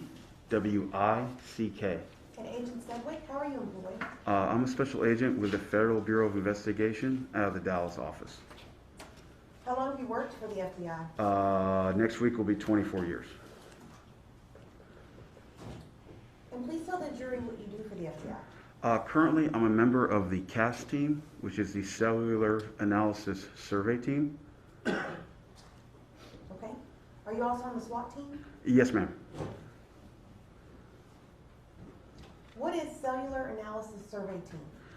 What the CAS team is a group of specially trained agents and task force officers who have been certified as experts in the analysis of historical call detail records. And please tell the jury, what is a historical call detail record analysis? Basically, it's taking a CDR, or call detail record, or CDR. It's your phone bill. It has the date and time a call or text was made, the two parties involved, the two numbers, how long the call lasted. But it also has the cell tower and sector of that tower that was utilized when that call was made. So based on the tower and sector that was utilized and the rest of the towers in the area for that network, I can determine the approximate location that device had to be when that call or text was made. Okay, so through this, you can tell exactly kind of the approximate location. Yes, ma'am, I can determine where that device had to be when that call occurred. Okay. Tell the jury kind of what kind of training you've had in this field to be able to do this. I've had initially over 400 hours of training. That training was from other FBI agents. outside agencies or companies on how radio frequency actually works, which is how your cell phone communicates with a cell tower, is through radio frequency. But most importantly, I've been trained by the engineers from all the major service providers in the United States, AT&T, T-Mobile, Verizon, Sprint, on how the network's designed, how the network works, and how the phone interacts with the network. What is your educational background? I have a Bachelor of Science in History from the United States Naval Academy. Have you testified as an expert in historical call detailed record analysis before? Yes, ma'am, over 90 times in both state and federal court. Over 90 times in both state and federal court? Yes, ma'am. What about here in Dallas County? Have you been tendered as an expert? Yes, ma'am, several times. Your Honor, at this time, I submit Agent Sedgwick as an expert in historical call detail record analysis. No objection, Your Honor. The court will designate Agent Sedgwick as an expert in said field. Thank you, Your Honor. Now, Agent Sedgwick, were you asked to review phone records of a phone subscribed to Yaser Said? I believe that was a subscriber. I was asked to look at two separate numbers. Okay. I was asked to look at 972-693-7756 and 972-693-8366, both with service provided by T-Mobile. Both with service provided by T-Mobile. Yes, ma'am. Okay. And who was the registered subscriber? I believe that was Said. I can't remember the first name. Okay. Izan Said, does that sound familiar? Yes, ma'am, that does sound Okay. familiar. And the phone number, the 972-693-7756? Yes, Who ma'am. did that belong to? I was told that was utilized by Yaser Said. And the 972-693-8366? That was used by Sarah Said. Okay. And do you have a copy of those records that you can refresh? Would you like to see? If I could have a copy, that'd Okay. be great. Your Honor, may I approach the witness? Agent Sedgwick, I'm handing you what's been previously admitted as State's Exhibit 109. Are these are records that you reviewed in preparation to make your report and complete your analysis? Yes, ma'am, they are. Okay, I'll leave that there with you.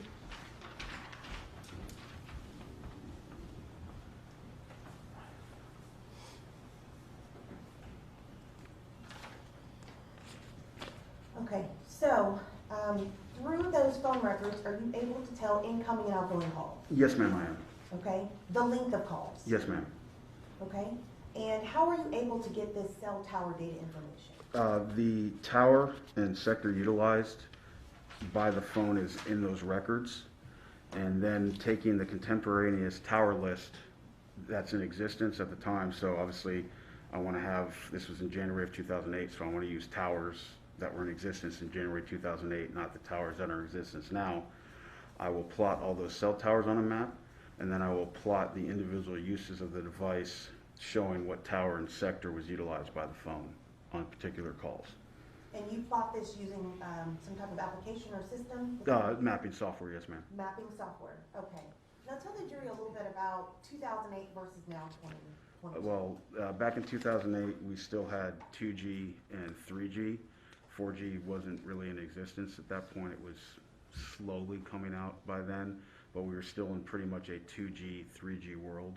So the networks now are much, we're 4G, 5G starting to roll out, so the network continuously evolves as we've moved forward in time. So the technology back then in 2008, of course, was not as advanced as it is now in 2022. Just basically it comes down to data rates, but it's still cellular technology. It's the basics of it is all the same. Okay. And did you create some slides and a report for your testimony here today? Yes, ma'am, I did. Okay. I'm going to approach you with that. Your Honor, may I approach the witness? You may.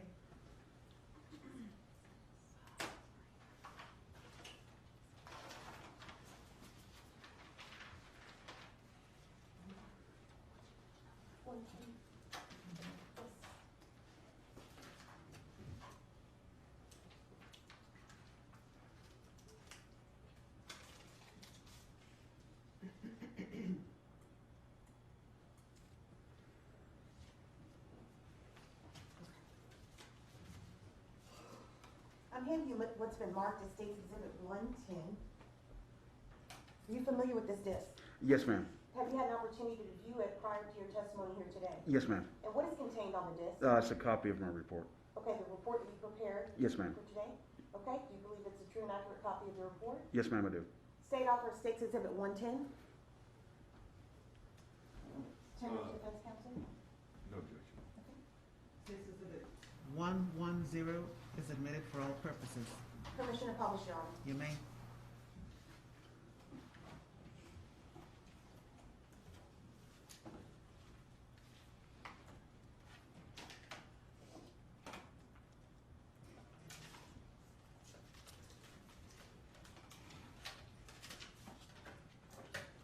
Your Honor, I'm going to object at this time to the demonstrative. I believe the reports indicate that the phone notated as belonging to Sarah actually belonged to Islam. Can you speak up a little bit more? Yes, Your Honor. I'm going to object to the demonstrative as not representing the facts correctly. I believe the T-Mobile records indicate that phone belonged to Islam, not to Sarah, and so the demonstrative would be factually incorrect. You're talking about this, that's on the... The one that she handwrote and put on the Okay. TV screen. Counsel, can you remove your handwritten notes? Yes, Your Honor, this is just capturing the witness's testimony, and this is what he just testified to. I understand. Please remove it from the... Yes, Your Honor, thank you.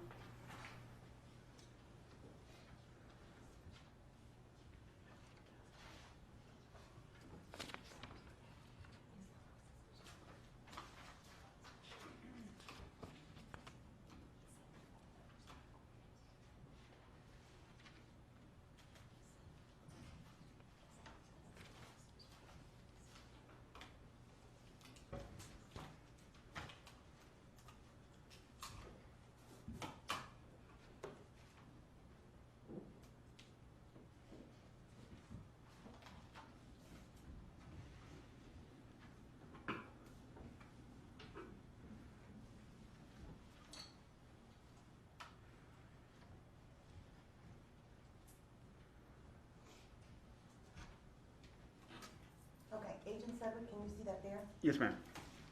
Okay, so this is the first page of your report. Yes, ma'am. This is just a cover sheet. It shows the two numbers that I did my analysis. You'll see they're kind of color-coded. 7756 will be in red, and 8366 will be in green throughout the entire presentation. And then it shows the date that this presentation or my report was finalized, which was 12/20 of 2020. And just for clarification for the record, the 7756 was associated with Yaser Said and the 8366 was associated with Sarah Said. Yes, ma'am. Okay. So moving along, page 2. Tell us, how does a cell phone work? This is my written report, and it's the methodology, which is I take the call detail records for the target phones, and then I utilize the concurrent tower list to map it. But the way a cell phone works is when it's sitting in your pocket and you're not actively in a call or a text, it is scanning the radio frequency or RF environment for a T-Mobile phone will obviously look for T-Mobile towers. It is going to look for the strongest signal with the least amount of interference, generally the closest tower. And then it'll what we refer to as camp on that tower. So it'll sit there and listen to a broadcast channel that every tower broadcasts continuously. When you hit send on your phone, that tower reaches out on that control tower to the tower it was camped on, and that is what's populated in the call detail records, the tower the phone itself chose. For an incoming call, the network has a general idea where your device is. It knows, like, my devices are in Dallas. It doesn't know what tower my device is camped on. So when I get an incoming traffic, it'll page all the towers in that area, and I'll respond on that control channel. And that will be the tower and sector populated in the call detail records. Again, the tower and sector the device itself chose as being the strongest signal at that time. Okay. Moving on to page 3. What are we looking at here? This is how the majority of the cell towers in the United States are designed. Most towers are broken up into 3 sectors or pieces of pie. Each sector covers approximately 120 degrees. They'll actually cover a little bit more. They cover approximately 130 degrees because there's an overlap between sectors and there's overlap between cell towers. Since these are mobile phones, the networks don't want hard lines where, the coverage of one tower ends and then, and then there's a hard line and then the coverage of the next tower begins, because you'd have drop calls as you're crossing those lines. So there's a bleed over and overlap between sectors. But in the records, provided the tower and the sector, and those can be oriented in any direction they want. But in this case, let's say I have a tower that's oriented at 60 degrees. That tower will cover 60 degrees to either side of that center azimuth. So on a clock face, that would be 2 o'clock would be the center azimuth. That tower would cover from approximately 12 o'clock to 4 o'clock on a clock face. Okay. Go to slide 4. What are we looking at here? This is how I demonstrate the approximate coverage area of a cell tower and the sector. In this case, this tower is oriented to 0 degrees or due north. And you see the 2 sector arms showing that 60 degrees to either side of the center azimuth. And the shaded area is just to show how the energy goes out in an upside down funnel shape. So as you get farther away from the tower, it expands, but is not inclusive of the coverage area. The coverage area is determined by the next closest tower. And cell towers roughly go out 70% of the distance to the next tower. Obviously, that other tower is coming back 70%, so that's where that overlap comes into play.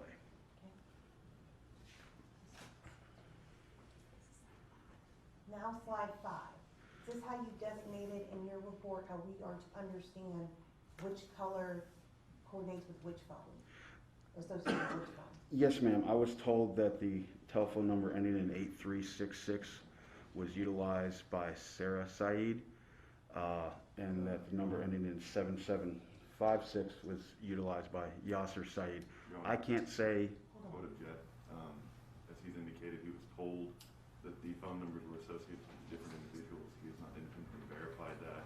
So his statements and the information provided within this demonstrative and this evidence would be based on hearsay and admissible, Your Honor. Is this state's response? Yes, Your Honor. This witness has been designated as an expert. Experts can rely on hearsay evidence to form a report and basis of an opinion. This witness hasn't testified to it yet, but will proffer that has learned this from law enforcement in preparation for his report today. Defense objection is overruled. Thank you, Your Honor. So you learned this information from law enforcement? Yes, ma'am. And as I was about to say, I can't say who was carrying either of these devices at any time during my analysis. I can't say who placed any of the phone calls. I was just told who these numbers are associated with. Thank you. Okay, so moving past this slide. If we go back, I was also provided 2 addresses by law enforcement. The Said residence of 1023 Lakeland Drive in Louisville, Texas, and that'll be designated by the yellow orangish flag with a little house in it. And then where the victims were located, the Omni Mandalay Hotel, 221 East Las Colinas Boulevard in Irving, Texas, and that'll be a red flag. Okay, so the yellow house is the Said residence and the red flag is the Omni Hotel. Yes, ma'am. All right, moving on to slide 6. Both of these phones were with T-Mobile, is that right? Yes, ma'am. Okay, and so these dots, what do they indicate? Every single dot you see is a T-Mobile cell tower that was in existence back in January of 2008. As you can see, as you get closer to downtown areas, the towers get closer together, almost on top of each other. As you get more rural, they spread out. That is due to capacity issues. They need more towers where there are more people to provide the coverage. So the coverage area of the tower depends on where on the planet it is with the other towers around it. But all those green dots are a T-Mobile cell tower, and then the 2 addresses are mapped on the map also. Let me ask you this question, Agent Sedgwick. Are there more towers today than there were back then in 2008? Yes, ma'am, especially with the advent of 5G. 5G towers are going to cover much smaller areas depending on what type of 5G tower it is. So the networks have towers and put up more infrastructure to provide that coverage. Also, they've gotten more customers, so they've had to expand the networks. All right. So would you say this kind of begins your analysis? Yes, ma'am. In slide 7. Hold on one second. We have a Well, technical. technical issue. The console just turned off.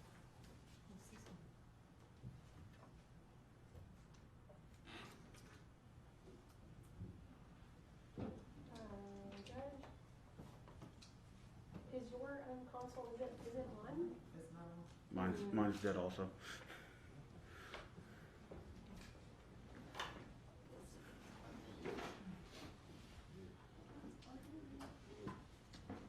The power breaker kicked. Okay. Just, Okay. Restarting it. yeah. That may have been my fault.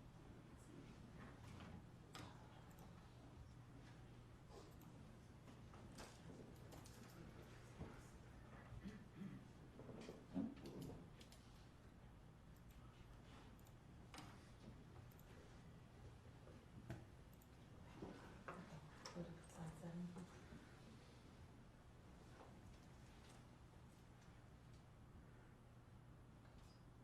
Okay. Are we looking at slide 7 in your report? Yes, ma'am. Okay. Tell us what we're looking at here. This is January 1st, 2008, from 1:01 p.m. to 6:15 p.m. We have a Said residence designated with the yellow flag. Victims located, that's the red flag for the Omni.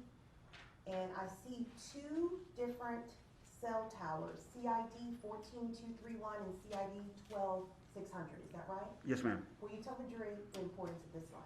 What we're seeing is that between 1:01 p.m. and 6:15 p.m., both devices were utilizing towers and sectors that have a coverage area that included their residents, the Said residents. This is kind of a classic example of that built-in overlap of the network. The house falls kind of in the overlap of those 2 towers and sectors. So it's not unusual to see the phone, even if it was at the house, to use both towers. But as I stated, I can only say the phones utilize a tower and sector that has a coverage area that includes the residents. I can't say where within the coverage area the device was. Okay, so looking specifically to CID 12600, you have a call, an incoming call to 8366, which is associated with Yaser Said. Then you have an incoming call to 7756 at 141, which is associated with Yaser Said. Is that right? Yes, ma'am. Then you have another call to Yaser Said at 2:14 p.m. Yes, ma'am. One to Yaser Said at 3:27. Yes, ma'am. Another one to Yaser Said at 3:40. Yes, ma'am. That was an outgoing. Outgoing. Then you have an outgoing call from Yaser Said at with his last 4 digits 7756 at 3:44 p.m. Yes, ma'am. Then you have an incoming call to Yaser Said at 5:29 p.m. Yes, ma'am. And then you have an outgoing call from the victim, Yaser Said at 8366, her last 4 digits at 6:15 p.m. Yes, ma'am. Okay, and they are all of these calls from Yaser Said and Yaser Said are hitting from the same cell tower. Cell tower and sector. Yes, ma'am. Cell tower and sector. Okay. And then at CID 14231, you have Yaser Said hitting off of a different cell tower. At 1:33 p.m. So his first activity in this time frame was on the tower to the west, and then his device moved or started utilizing the tower 12600. Okay. Tell us how that works. How they could sometimes use, hit off of different towers, but in close proximity. One, obviously they could have been moving. He could have been traveling at that point, or if he was at the residence, he could have just been on a different side of the house. Depending on the overlap, movement of 10 feet can change which tower you see if you're kind of in that overlap area between towers. Okay. And these towers all are associated with the Said residence, the 1023. Yes, ma'am. What I can say is both those towers and sectors have a coverage area that include that residence. That includes that residence? Yes, ma'am. Okay. So it is believed that these two, if it was believed that these 2 devices were together at this time frame, is your analysis consistent with that? Yes, ma'am, it is. Okay. Moving on to slide 8. So we're moving past the Said residence, and we're now looking at a different time frame. Yes, ma'am. Okay, 6:57 p.m. to 7:33 p.m. Yes, ma'am. Okay.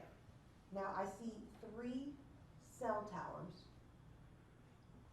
10502, 10801, and 10872. Is that right? Yes, ma'am.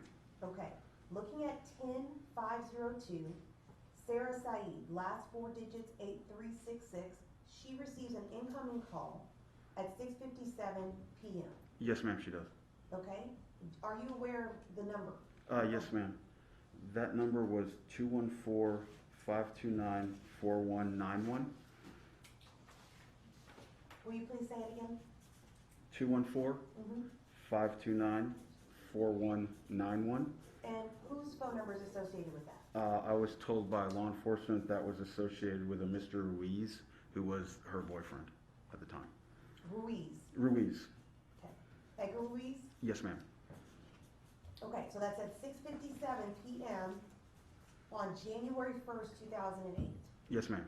Okay. Do you know how long that call was for? I believe right around 15 seconds, but I could confirm that. Will you please?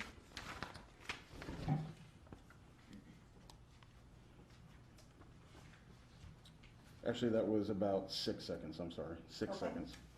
So that's for 6 seconds. Yes, ma'am. All right, now let's look at CID 10801. We have Sarah Said, last 4 digits 8366. She is making an outgoing call at 7:33 p.m. Yes, ma'am. And who is that call to? That call was to 911. That call is to 911. How long is that call? 2,500 seconds or 41 minutes and 40 seconds. 41 minutes. So the line is on for 41 minutes. Yes, ma'am. Okay. Then you have CID 10872. Yes, ma'am. This number, last 4 digits 7756, is associated with Yaser Said. Is that right? Yes, ma'am.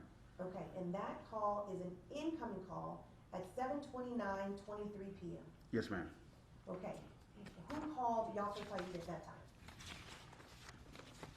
That was an incoming call from telephone number 972-339-2914, and I was told that was associated with the defendant's wife.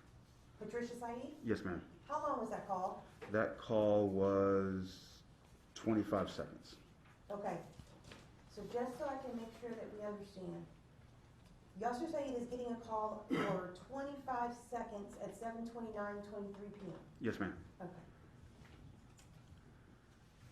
And what I can say is the call at 7:29 from Mr. Said's phone and the call at 7:33 from the victim's phone are utilizing towers and sectors that are facing each other, so they have an overlapping coverage area.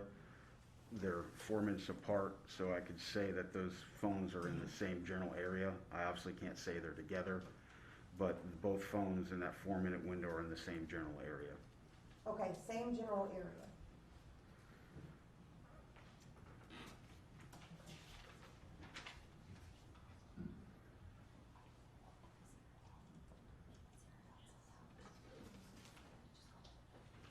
Okay. Okay, so looking back at the phone records,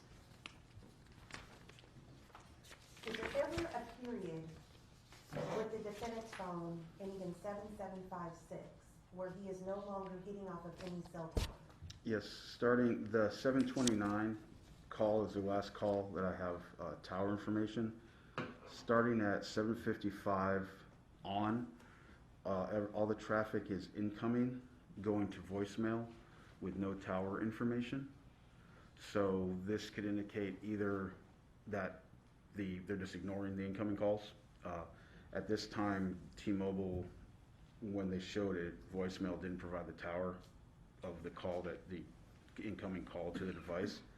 So I can only say that either the device was off, they were just ignoring those calls, letting them roll to voicemail, or they put it in airplane mode or something like that where it wasn't connected to the network. So it wasn't connected to the network? That's one possibility. With the records at this time, I can't see. Now T-Mobile shows the incoming call and then the routing to voicemail. And the incoming call, if the phone is on and you just let it roll to your voicemail, will give a cell tower and sector. But at this time, they just show the routing part to voicemail, which does not include tower information. Okay, so you listed several different ways. Airplane mode, phone was turned off. So So it could be a logical conclusion that this phone could have been turned off. That is one conclusion that could be made, yes, ma'am. Does this phone connect to any cell tower information afterwards? No, ma'am, it never connects in the time frame of the records I have.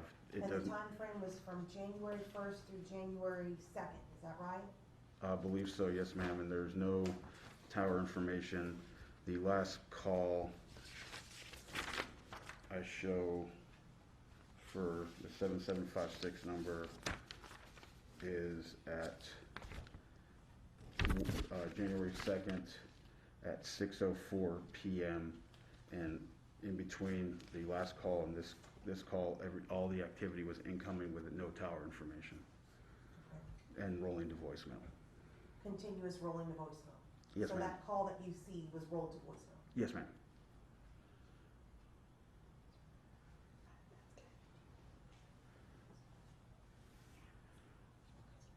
Okay. Now, in addition to you working for the CAS team, you mentioned that you were part of the SWAT team for the FBI. Yes, ma'am.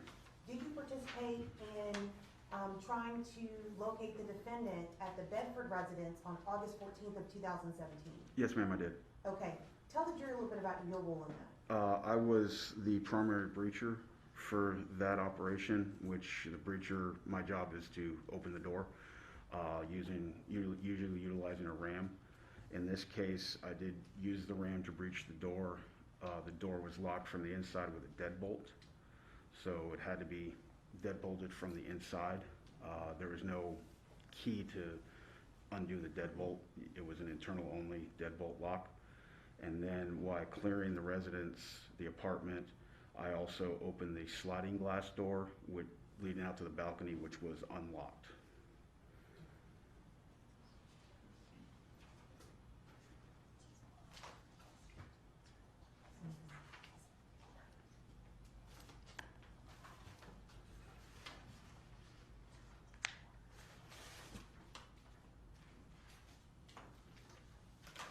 And Your Honor, at this time, State Officer State's Exhibit 254, which is testimony from Agent Sedgwick as to the phone numbers and who they're associated with. Tender to defense counsel. I would object. Tendering it as what, counsel? Demonstrative, Your Honor. Okay. What's the defense's objection? I believe the testimony speaks for itself. I would object. These are, I mean, I guess for demonstrative purposes only, but I believe this testimony would be the best evidence for the jury to consider, Your Honor. Thank you. Defense objection is overruled. Thank you, Your Honor. I'll pass the witness. Ladies and gentlemen, would you all like a 15-minute break at this time? Okay. Let's be back at 10:55.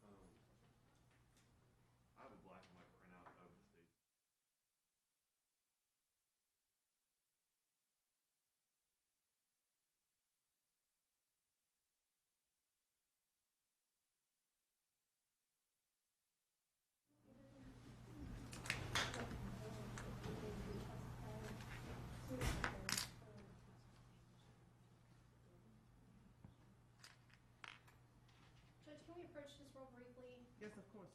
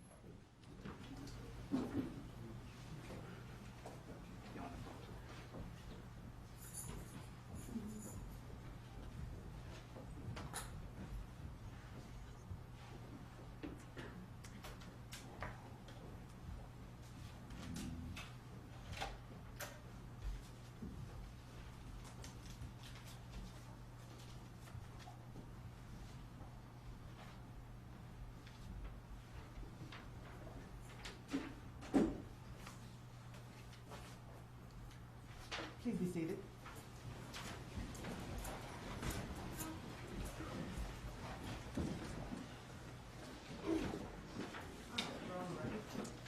Let the record reflect that the defendant is present with his attorneys, the state is present, and the jurors are present and seated. The state had passed Agent Sedgwick. Is this defense ready to proceed with cross-examination? Yes, Your Honor. Go ahead. And as we discussed, I was going to use the black and white printout of the state's exhibit for this cross-examination. Thank you. May I approach may I stand up for working through this? You may. All right. Would the appropriate title be officer or agent? Agent, sir. Agent Sedgwick? Yes, sir. All right. So Agent Sedgwick, backing up to this first map, this is the one of the Said home, correct? Yes, sir. And here we see a tower here and a tower here and multiple calls pinging off those towers. Yes, sir. And that's because these towers at that time were the best towers as far as capacity and the technology at that time to relay the technology and the signal from those phones, correct?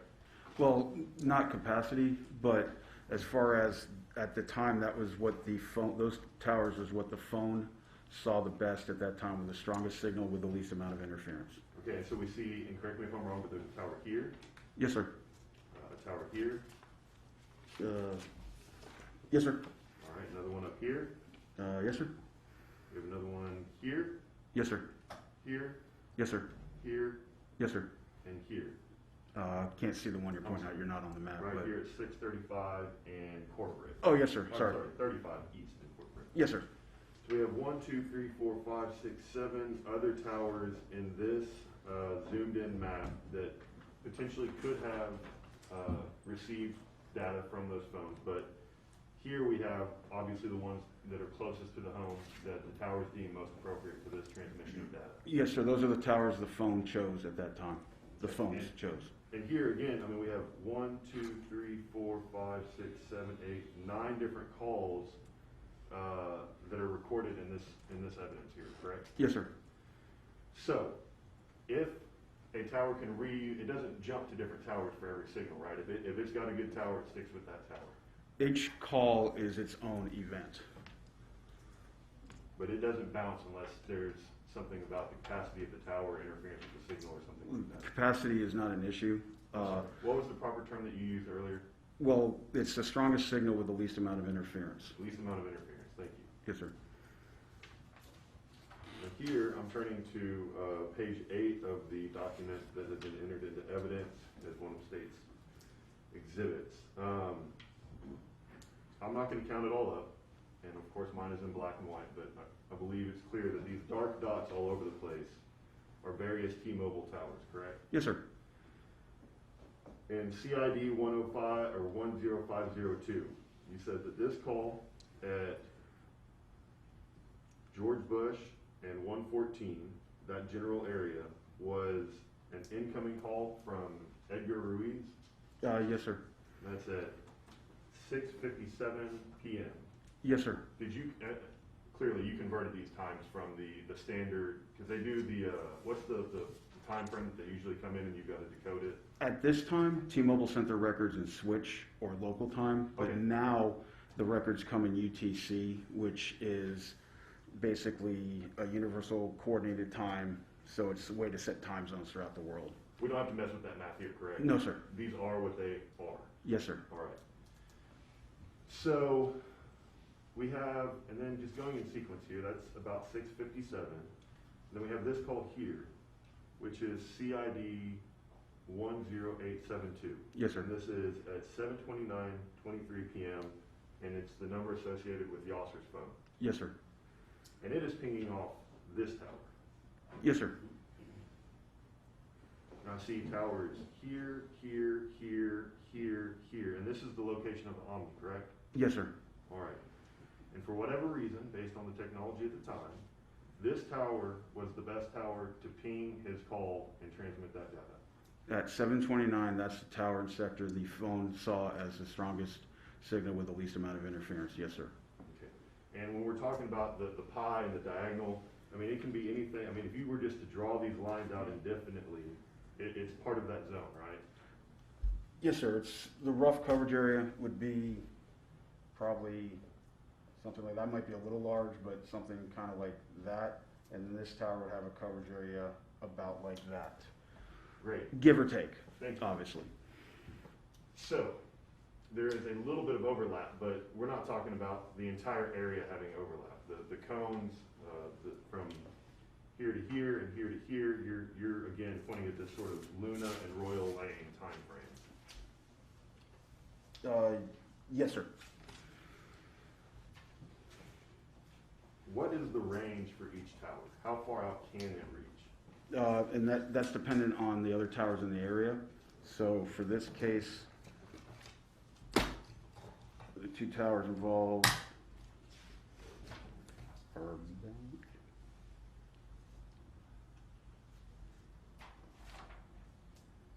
they're about 4,000 meters apart. So each one of them would go. So those two towers are 4,000 meters apart, or About 2.5 miles? about 2.5 miles. So that overlap area is probably 1.5 miles, mile to 1.5 miles between the two towers. Okay. How far is it from this tower in question to, do we have the tower data on this one? Just for proximity to the actual Omni? Do you want the tower just south of the Omni? Is that Sure, where? that would be Okay, a better I way. want to make sure. Yeah, that would be a better way to do it, to sort of gauge the range on that. That's 5 kilometers. 5 kilometers. Would that be 5,000 beyond the meters. maximum capacity of any of the towers at that time? No, sir. Towers can, it all depends on where you are on the planet. If I'm in a rural area, at that time a tower could go 8, 9, 10 miles out. It's all, but since there are other towers in the area, the network designs by either the power output, the down tilt on the antennas, all kinds of factors. The engineers get paid a lot of money to determine the coverage area of these towers, so there's not huge overlap between towers because they have to reuse signals, everything that the way the network works. They want the energy to go into very specific areas, and based on my training and experience, I can determine the approximate coverage area based on the towers utilized and the other towers in the area. Would the population in a given area go into your equation as far as interference and which tower the cell phone would ping off of? No, sir, because the capacity of the tower at the time has no impact on what tower the phone chooses. Okay. If the tower was too busy, which very rarely happens, the call would just fail. It would not go out. Okay. So, what we know based on this is that at 7:29 p.m., the best tower for Yaser's phone was this one over here, Yes, sir. which is 2.5 miles away from the tower that pinged off Sarah's. I'm sorry. About, yeah, 2.5 miles, yes, sir. Okay.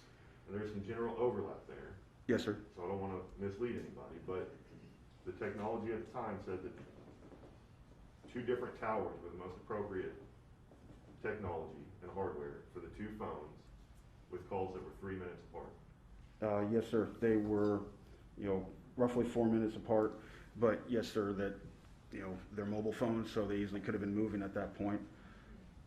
I can't say with that, but those were the 2 towers that were utilized by the devices at that time. And let's see, where's the go? But all things considered, like we looked at the Said house, if they can use the closest tower, they're going to use the closest tower. They're going to use, as I stated, the phone is going to utilize the strongest signal with the least amount of interference, generally the closest tower. Okay. And as you pointed out, we know without a doubt that Edgar Ruiz was reaching out to one of the girls at 6:57 p.m. Yes, sir. The phone associated with Mr. Ruiz, as I stated, I can't say who was in possession of any of the devices.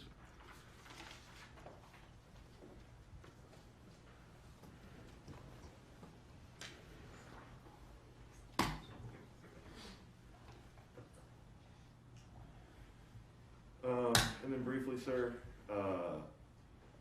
you said you were at the apartment, and what was that? When you were the entry agent? I was a member of the SWAT team, and my primary role was a breacher at that time. So I made the breach of the door to enter the apartment. And that was when it was believed that Yaser was in the apartment, Yes, sir. and it was believed that he escaped out the second-story window or the back patio. Yes, sir. Okay. Who did the FBI have in charge of that back? What ground assets did you have in charge of that back area? I don't know, sir. I was not there when it initially happened. The SWAT team was called out to make the breach, but I believe the belief is that he was gone before the SWAT team arrived. Okay. What surveillance cameras did y'all have on that apartment? I have no idea, sir. Okay. No air assets? I don't know, sir. Okay. You blew in the door and he was gone? Yes, sir. SWAT was called out to make the entry, and when we got there, the defendant was no longer there. No further questions, Your Honor. Just a brief question, Your Honor. Agent Sedgwick, I'm pulling up your report again. Yes, ma'am.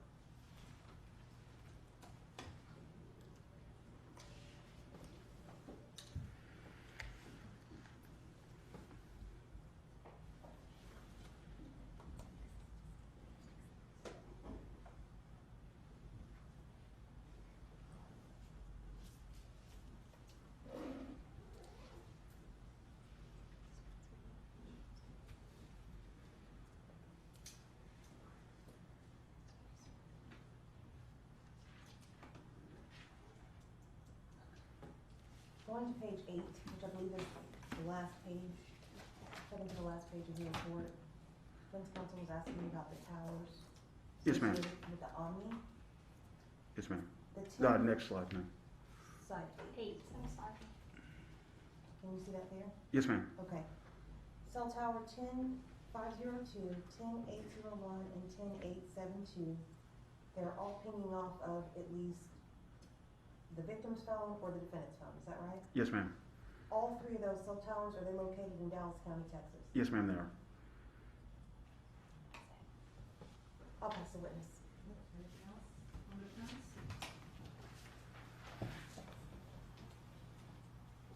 Briefly, Your Honor.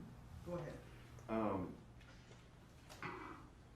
With tower 10801, Yes, sir.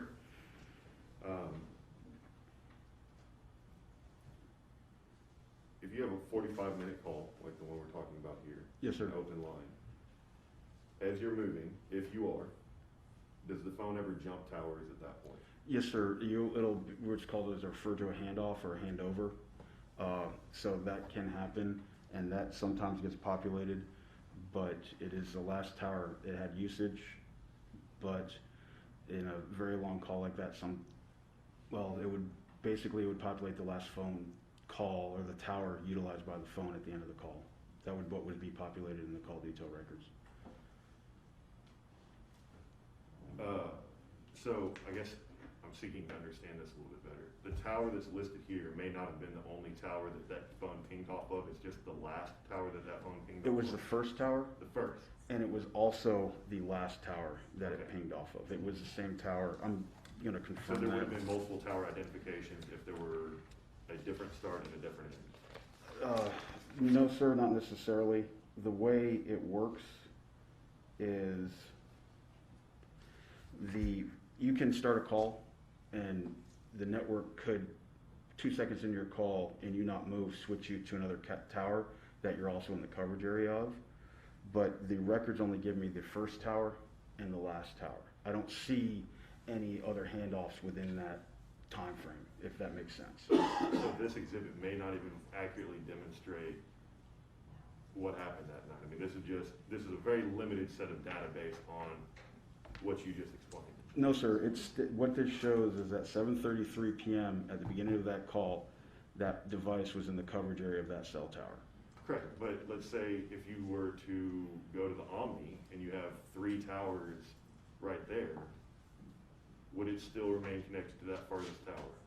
It possibly could. Possibly. It possibly could because there's dominant and then there's coverage area. So the phone's going to choose the dominant, but it might stay on that even though it's a weaker signal, and one of the towers closer to the Omni would be a stronger signal, but they're still usable, so it could stay on that tower. But we don't know for certain whether that is or what isn't. This is just the data that we have at this point. It ended, the records show that it's utilized the same tower and sector for the beginning of the call and at the end of the call. Okay. And the Yaser's was over there 2.5 miles away? His phone at 7:29 was about 2.5 miles to the east. Yes, sir. Thank you. No further questions, Your Honor. Thank you. No further questions, Your Honor. All right, may this witness be released? Yes. Yes, Your Honor. All right, thank you, sir. You're free to leave. Thank you, Your Honor.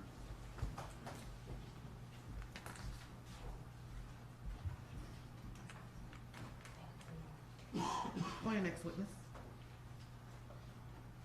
Your Honor, ladies and gentlemen of the jury, the state rests. Thank you. What says the defense? Your Honor, we're going to have to take up some motions outside the presence of the jury. Ladies and gentlemen, we're going to take another 15-minute break. Let's be back at 11:30.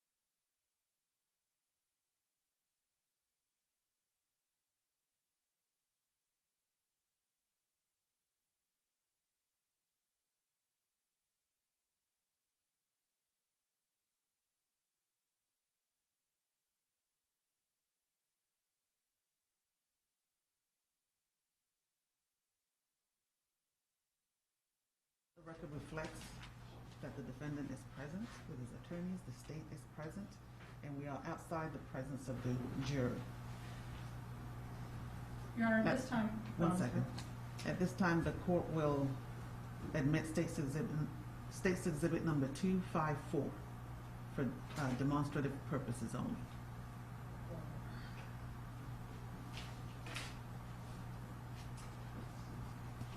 Okay, go ahead. Your Honor, at this time, the defense will move for an obstructive verdict. The state has wholly failed to prove venue and the constituent elements of the offense.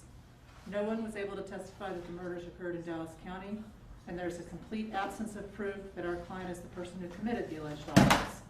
The 911 call is unintelligible, nor has anyone directly identified the caller's voice, and the state has gave the unaccounted for time frame between the last time the defendant and the complainants were seen driving in a taxi and the time frame of the discovery of the complainant's bodies.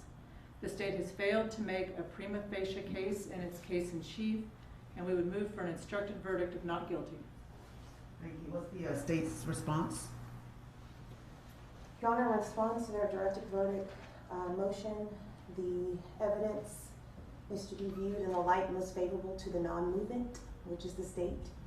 We need to prove a scintilla of evidence to survive a directed verdict. In this case, Your Honor, you've heard from several witnesses that we have met the venue element, as just stated by this agent, Agent Sedgwick, during his testimony. He testified that all of the cell towers were hitting off in Dallas County, Your Honor. We had several of the officers testify that where the girls' bodies were found was in Dallas County. Venue, I believe, properly says it can be where the murder happened or where the bodies were found. And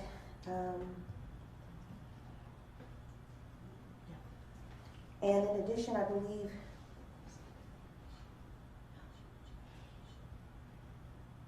defense counsel mentioned an issue with venue as well as identifying the defendant, I believe, was an issue. And I believe that several people have identified the defendant, as well as the victims identified the defendant in a 911 call. It's very audible. It's very clear to understand that she said, "My dad shot me." I don't think there's any issue there.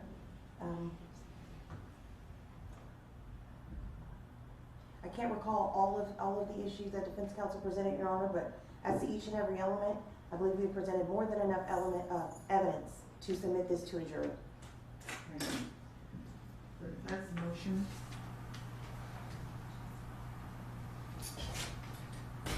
The defense motion for a directed verdict is denied.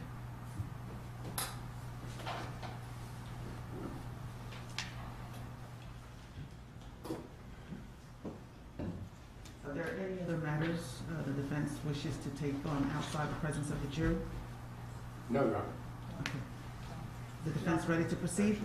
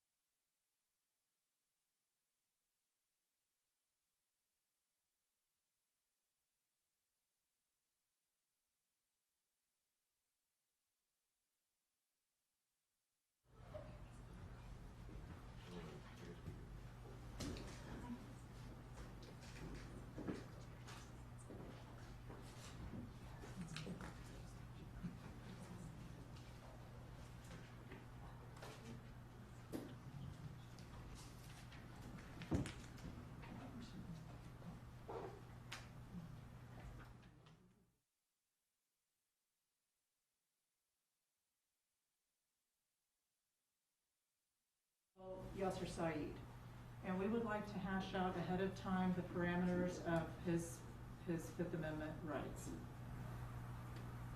Okay. Do you want the court to admonish him, or do you want to put certain things on the record before? Well, I think what we specifically wanted to discuss was that he will be testifying to a certain time frame.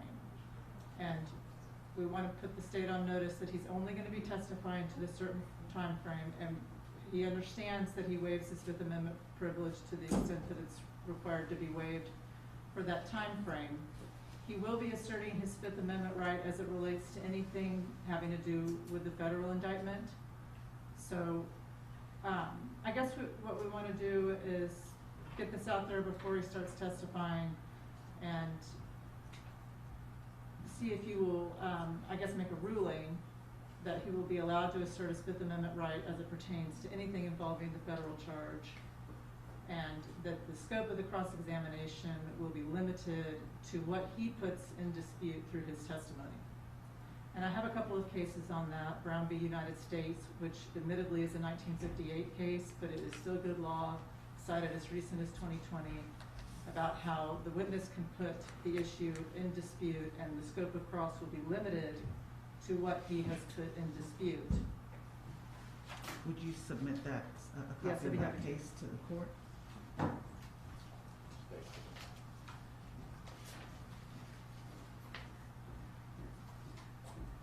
And then we also wanted to put the court and the state on notice of 608B, which is a rule of evidence that does not allow the state to cross-examine a testifying witness with extraneous acts. Now, to the extent that he puts something, there may be exceptions to that, but they cannot impeach him with extraneous bad acts unless it's a conviction. And that's Rule of Evidence 608B, and I have a case on that as well. Okay. Would you cite That's that? Rivera v. State. I'm sorry, say it again? Rivera v. State.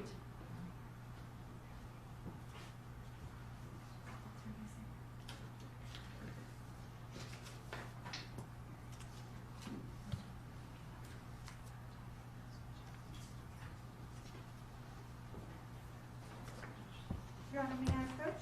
Yes, you may.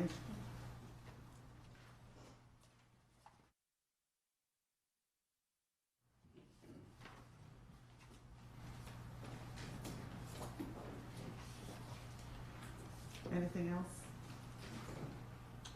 Your Honor, may the record reflect that we have tendered the cases we mentioned to the court. Yes, the record will so reflect. Is there anything else before I ask for the state's response? Not at this time, Your Honor. Okay. What's the state's response to the defendant's requests or assertions regarding limiting scope of cross-examination if the defendant chooses to testify, and Rule 608B? Well, Your Honor, we object to limiting the scope of cross-examination. Now, as to regards to the federal harboring offense, I don't think we have any issue with that. But as for the offense from which he's being tried for, I would like to direct defense counsel to Rule 611 in Texas Rules of Evidence. 611B, scope of cross-examination, a witness may be cross-examined on any matter relevant to any issue in the case, including credibility. Your Honor, we'd like some time to research these cases. We have a case here from 1958, and we just like some time to research and respond, but we object to being limited to the scope of cross-examination if the defendant testifies. And I believe we are able to get into any matter that's relevant for this trial.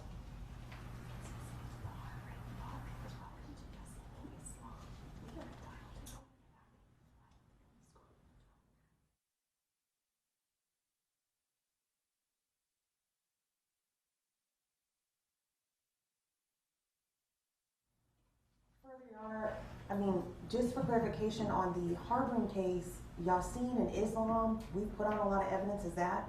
We're not going to be asking him questions about Yasin and Islam, but the fact that he hid for 12 years is extremely relevant to this case.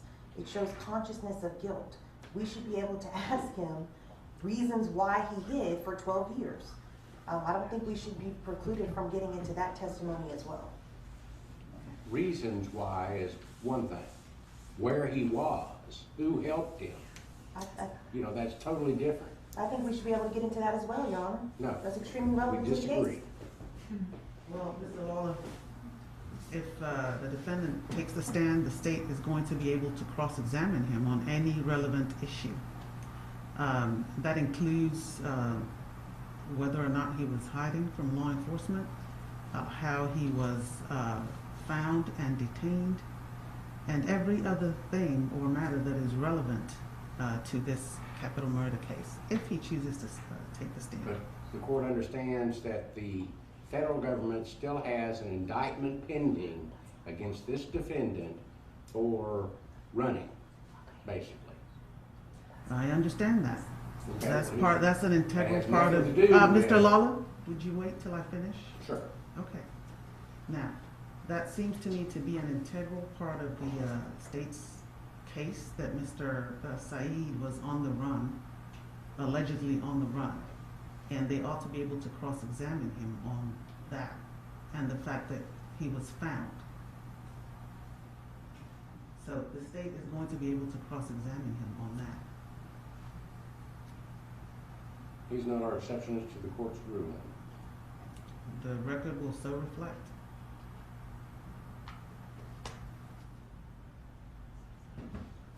All right, is the defense ready to proceed?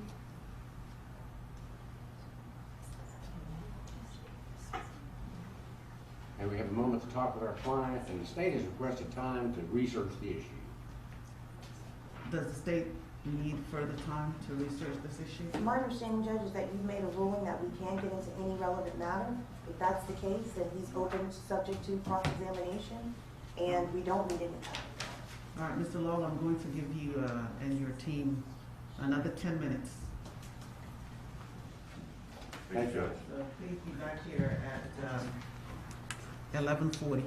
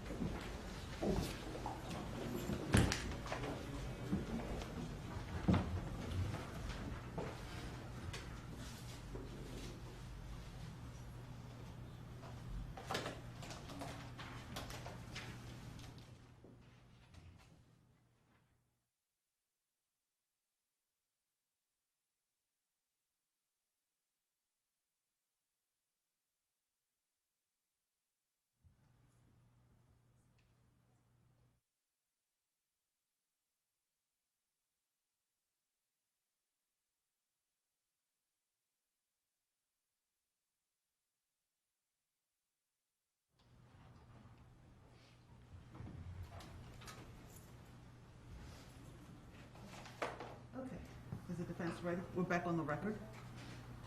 Let the record reflect that the defendant is present with his attorneys, the state is present, and we are outside the presence of the juror. Is the defense ready to proceed? Yes, we are ready to proceed. Thank you. Okay, let's line up the jurors. Your Honor, Well, you know, it's almost lunchtime, so, do the parties want to take an early break, early lunch break at this time? Yes, ma'am. Yes. Whatever's needed in court. But before we do that, what were you going to say, counsel? I would just ask that you be able to take the stand before the jury comes in so that they're not observing him walking up there in chains, or however the court would choose to handle that situation. Yes, of course. Let's take a break, lunch break till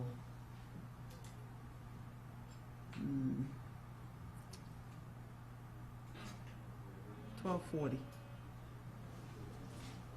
So, Deputy Hart, did the jurors leave their notes on their seats?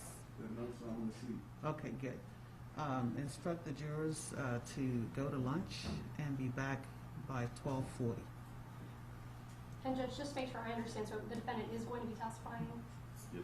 So I would ask that at least the defendant be admonished prior to admonished about his right against self-incrimination and his Fifth Amendment rights before he's testifying, and that he formally waives his right against self-incrimination prior to his testimony. Yes, of course. And we'll do that outside the presence of the jury. But Deputy Hart, go ahead and instruct the jurors to go to lunch.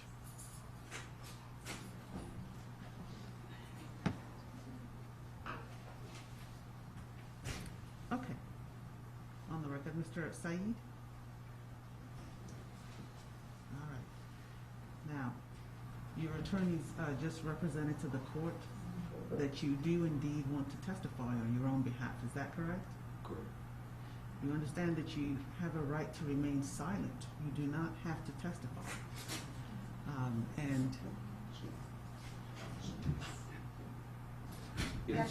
And should you choose to testify, you will be subject to cross-examination by the state, just like any other witness.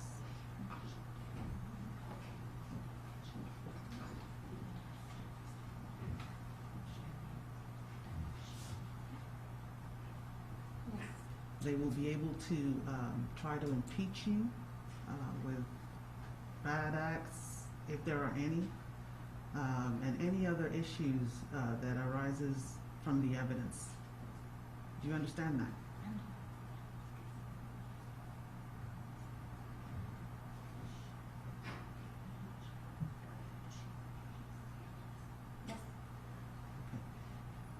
And there is also, of course, the possibility of incriminating yourself while you're testifying. Do you understand that?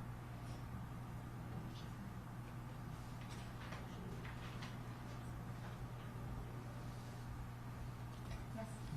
I know your experienced attorneys have discussed this issue with you. So knowing all the consequences of possibly testifying, do you still want to testify?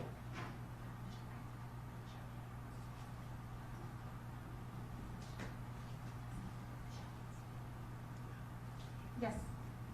Thank you. You may be seated.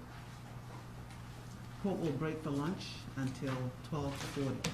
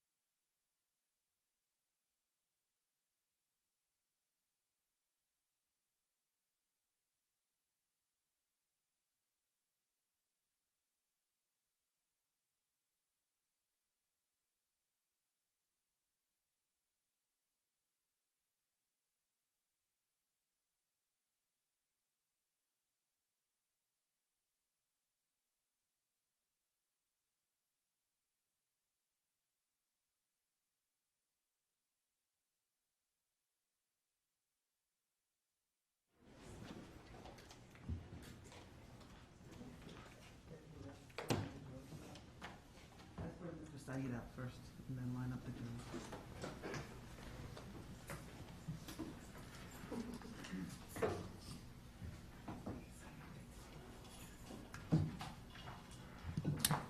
Your Honor, do you want him to take the stand?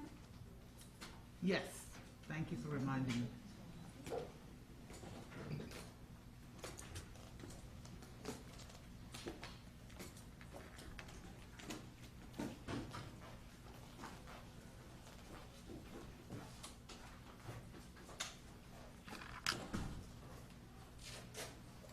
Your Honor, since it is the defendant's case, the defendant's case in chief, can I remove the state's admonishment or the?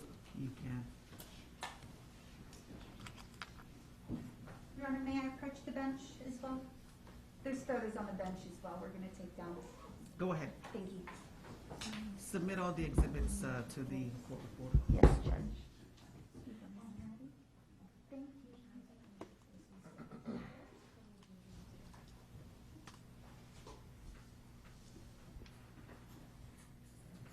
All right.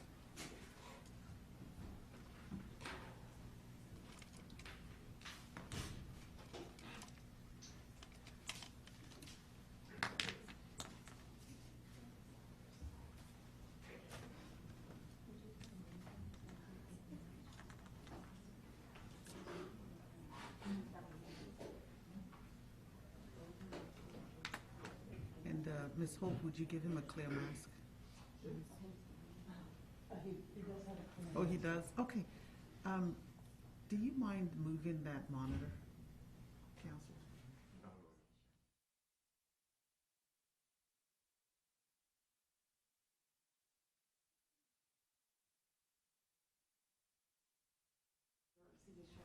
Okay.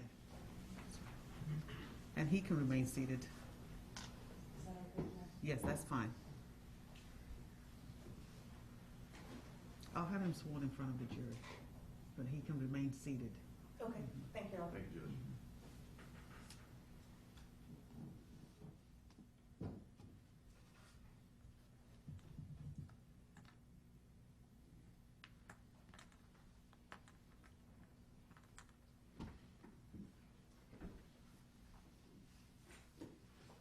All right.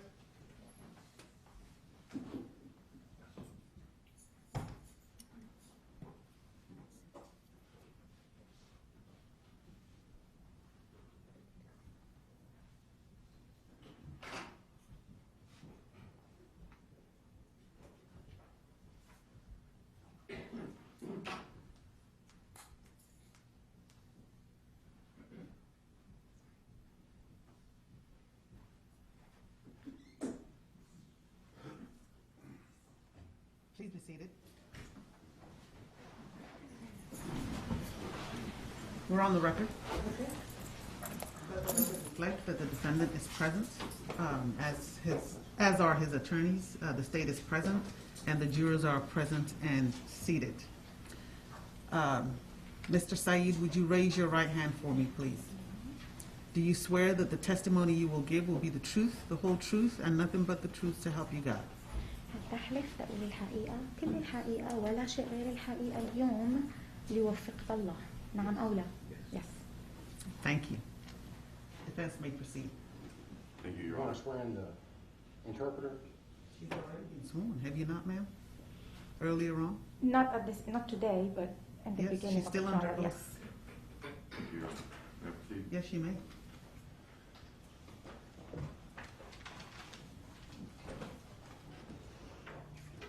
Yaser, Okay, 1 second. Your Honor, may I place this, it says the word Arabic on it as a reminder for the defendant to keep his statements in Arabic for the clarity of the records, as Okay. a reminder? Well, let me admonish him then. Thank you. Mr. Said, if you will interpret at the same time that as I am speaking, you are to speak in Arabic only, okay?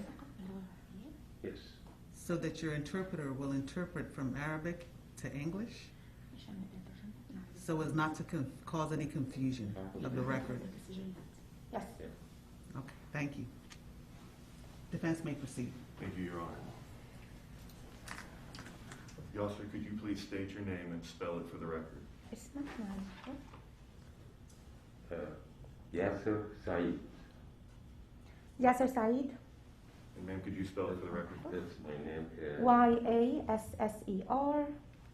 Said.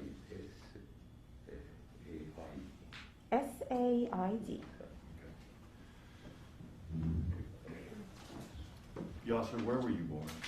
مكان ميلادك. اتولدت في سينا. Sinai.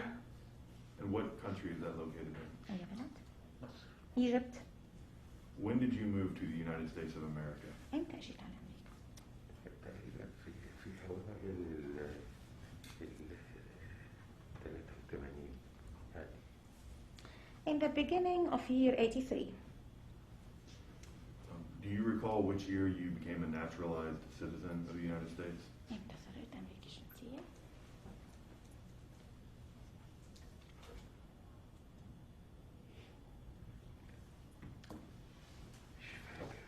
I don't remember.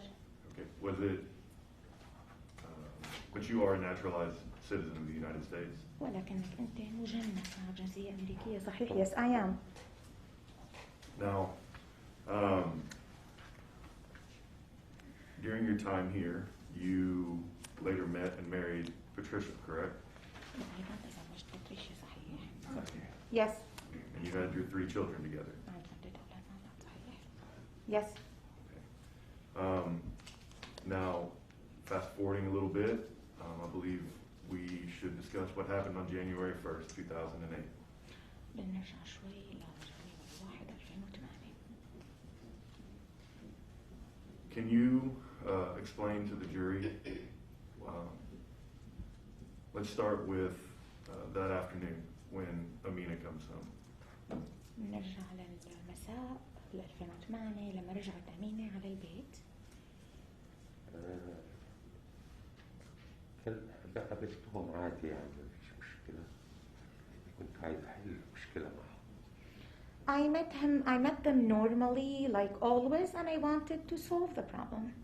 And by the problem, you mean you were upset that they had run away with these boys and who specifically they were dating at that time. ولكن كنت زعلان لأنه كانوا مع أصدقائهم الصبيان صحيح؟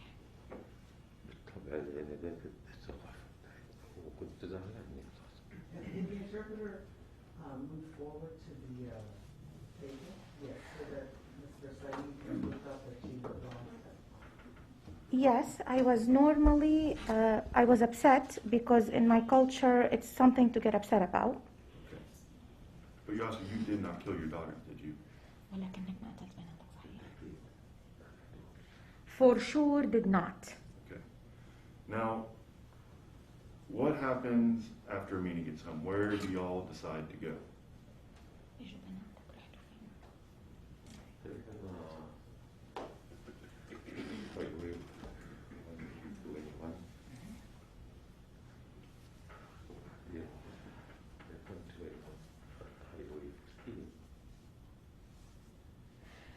So we took the 121 and then took Highway 14. Okay. Let me back up just a little bit. You were not going to dinner. You were just going to drive around to talk to your daughters about what was going on at home. Is that correct? كنت رايح تتعشى كنت رايح تحكي أنت وياهم. كنت رايح معهم وفي نفس الوقت كنت في بلان يعني عشان بس لما حسيت إن إحنا حد وراي غيرت ما قدرتش أقف. I was planning to take them to dinner and have a talk over the dinner, but I felt somebody was following me, so I did not continue. At what point do you, if you remember, and I know this is a long time ago, but how soon after you left the home did you feel like you were being followed? ما حسيتش بيهم في 121 لكن لما دخلت 114 حسيت إن في سيارة. When I was going down 121, I didn't suspect anything, but when I went on Route 14, I felt somebody was following me. Did you discuss this with your daughters? حكيت لهم هذا الشيء. قلت له إن في شعر إن في سيارة أو أكتر من سيارة بالطريق. I told them, I think there is one car or more than one car following us. Who you have any idea who you thought might be following you? مين اعتقدت لها؟ بالليل السيارة اللي وراك تشوفي النور ما تقدريش تشوفي الوصف السيارة، يعني تشوفي لايت بس ما تقدريش تشوفي نوع السيارة أو مين اللي فيه. Because of the headlights, you could see a car, you could see there's people in the car, but you cannot tell who is in the car. At this point, what decision do you make because you're feeling like you're being followed? القرار اللي أخذته لأنك حسيت إنك متبع. خدت مسار من 114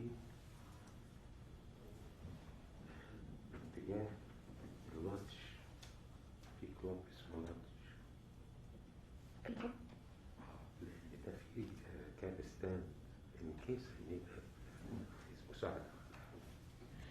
I took the 114 and then I went toward the Lodge Club because it has a cab stand in case I needed to stop.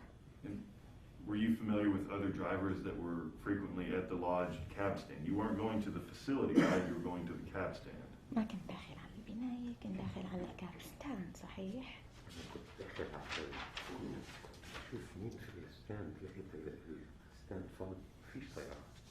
I was seeing who is in the stand and I saw no cars. The stand was empty. Okay.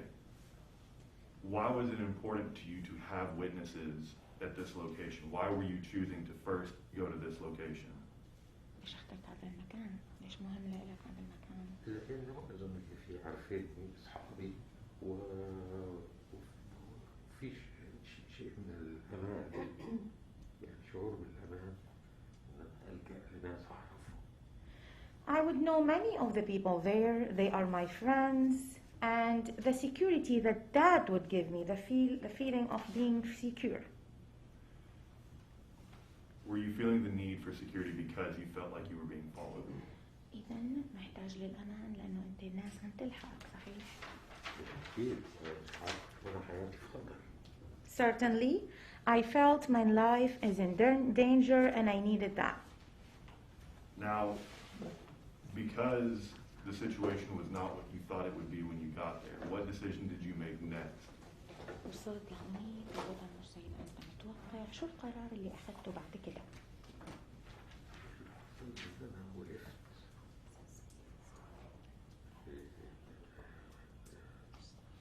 ريفر سايد درايف قبل الضغط، وقفت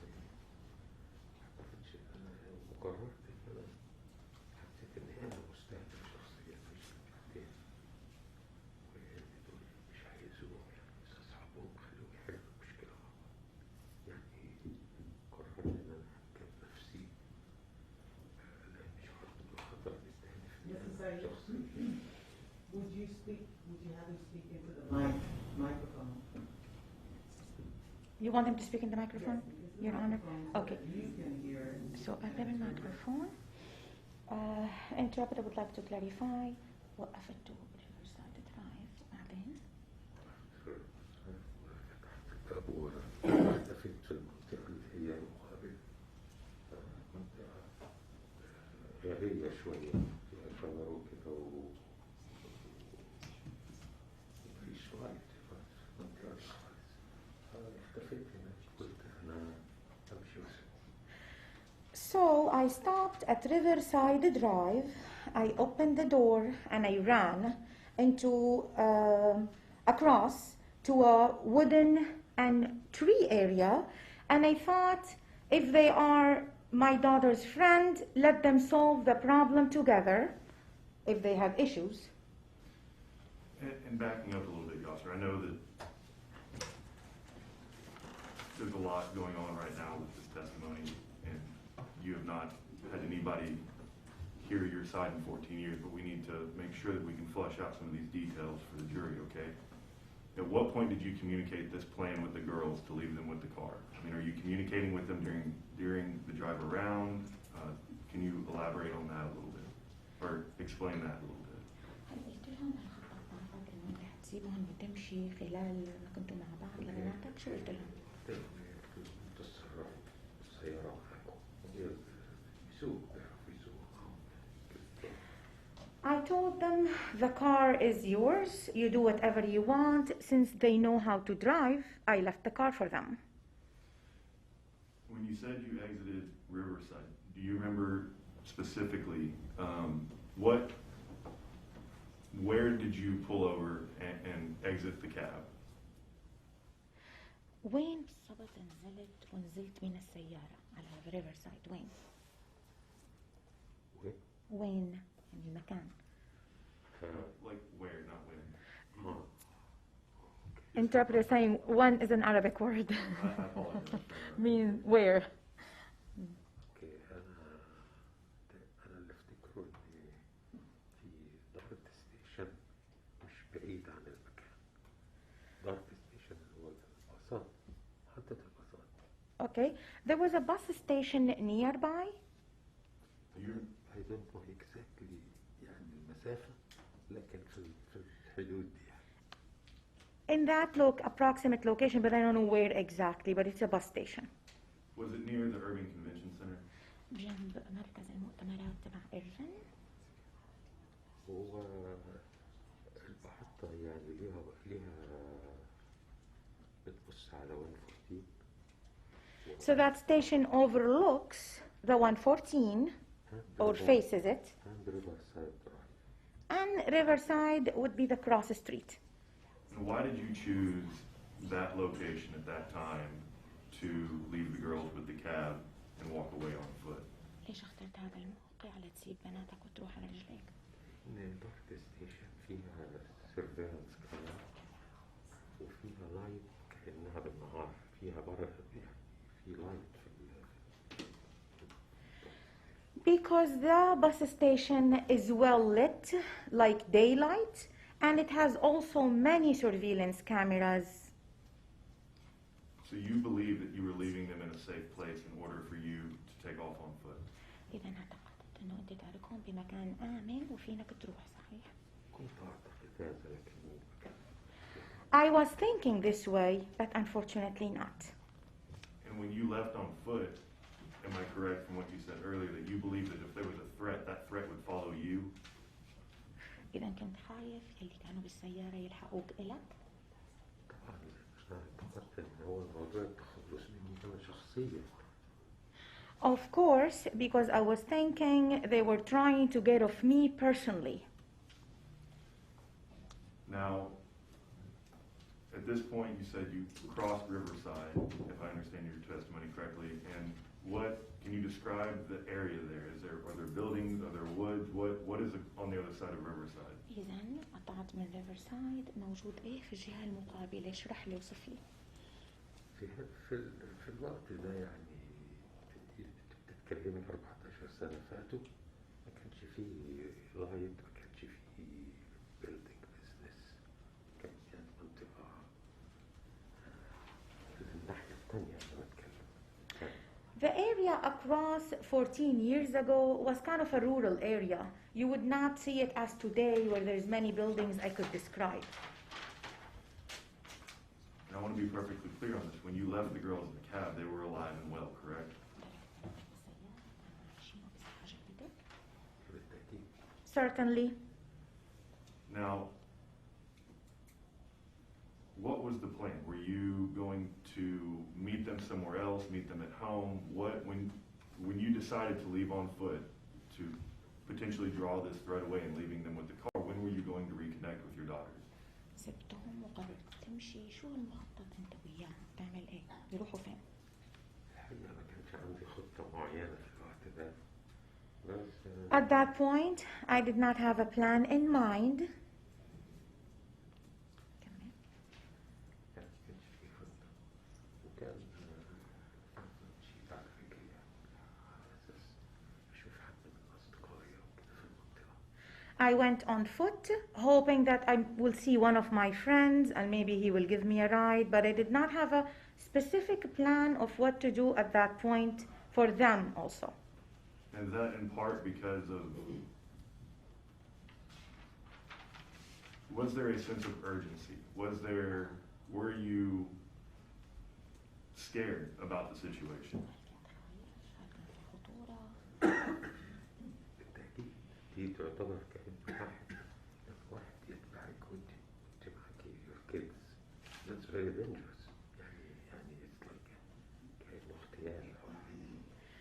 I felt close to somebody will be coming and assassinating me while I have my children with me. So yes, it was a scary situation. Now, for the rest of the night, you stay on foot, is that correct? Yes, exactly. You, when do you first learn, when do you first start to hear about what has happened to your daughters?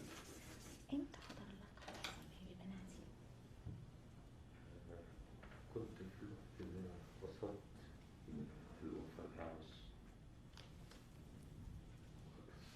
بس مش عارفها ويوم جبت مش قاعد فاهم كده.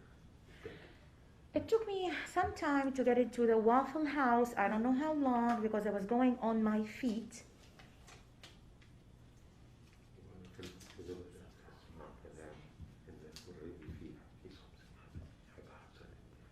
When I arrived, or as soon as I arrived, I heard that something has happened to somebody, but I don't know who. وأنا لما دخلت جوه وصلت دخلت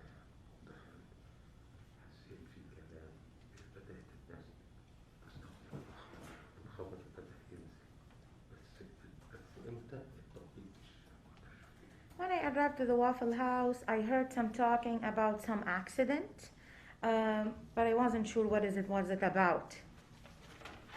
And now, is the wooded area, oh, I'm sorry, yes. كانوا بيتكلموا على الحادثة نفسها. They were talking about the accident, فقعدت كده عرفت. and that's how I know there was an accident. And then you later learned that, in fact, it wasn't an accident, that your daughters had been murdered? بعد كده عرفت إنه هي مش حادثة، إنه بناتك اللي انقتلوا. عرفت Certainly. Now,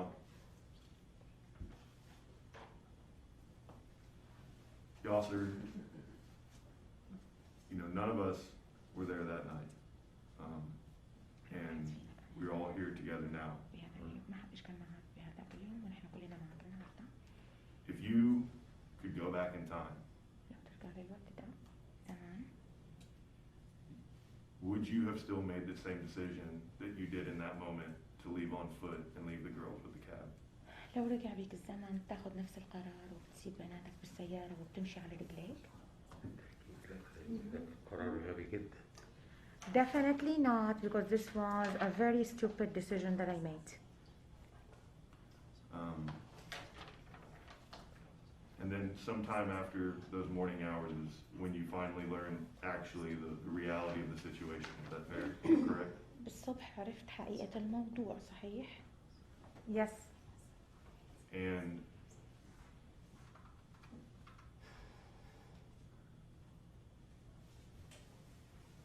given who you are and where you came from, what was your initial reaction to the allegations that you started hearing on the news and when you saw your daughters dead on the news?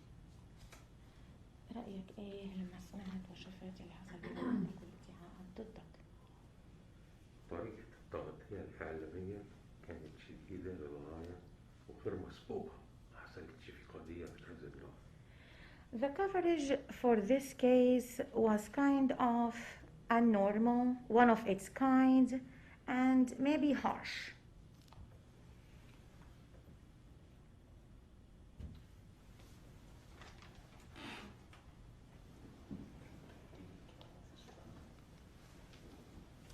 During that evening when you're on foot and into those morning hours, did your phone have power? Did it have service? Did you turn it off? What was the status of your cell phone at that time? I did not have a phone. Okay.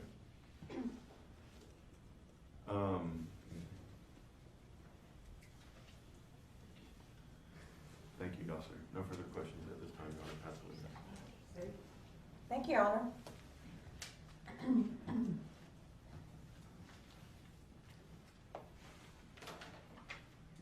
You became a naturalized citizen August 19th of 1999, isn't that right?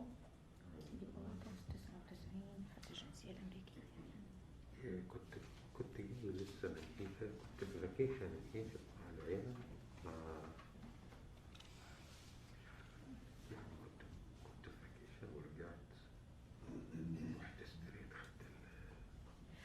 was in Egypt on a vacation with my family, and as soon as I came back, I got naturalized. So that's a yes, correct? إذا نعم، جوابك نعم. أعتقد I think so. Okay, so you know how to speak and understand the English language, right? تفهم وتتكلم إنجليزي؟ أعرف إنجليزي. Yes. And as a cab driver, you have to communicate with the patrons, right? وأنت سائق سيارة شوفير يعني فلازم تتواصل مع الناس اللي راكبين معك بالعربية صحيح؟ بالتأكيد بس إحنا ما بنحكيش قصص مع الزبون. Certainly, but we do not start saying stories with them. Sure, but they have to tell you where they're going, right? ولكن على الأقل بتقول لهم وين رايح. بالتأكيد المعلومات اللي هي فقط عن الشغل مطلوبة. Whatever my work demands me to say so. So that's a yes. إذا نعم، جوابك نعم. العناوين نطلب من الكاستمر اللي يقول لنا بس هو المطلوب. Whatever the customer wants. So you have to understand them to communicate. That's a yes. إذا بدك تفهم الزبون لتتواصل معه صحيح؟ Of course. Okay.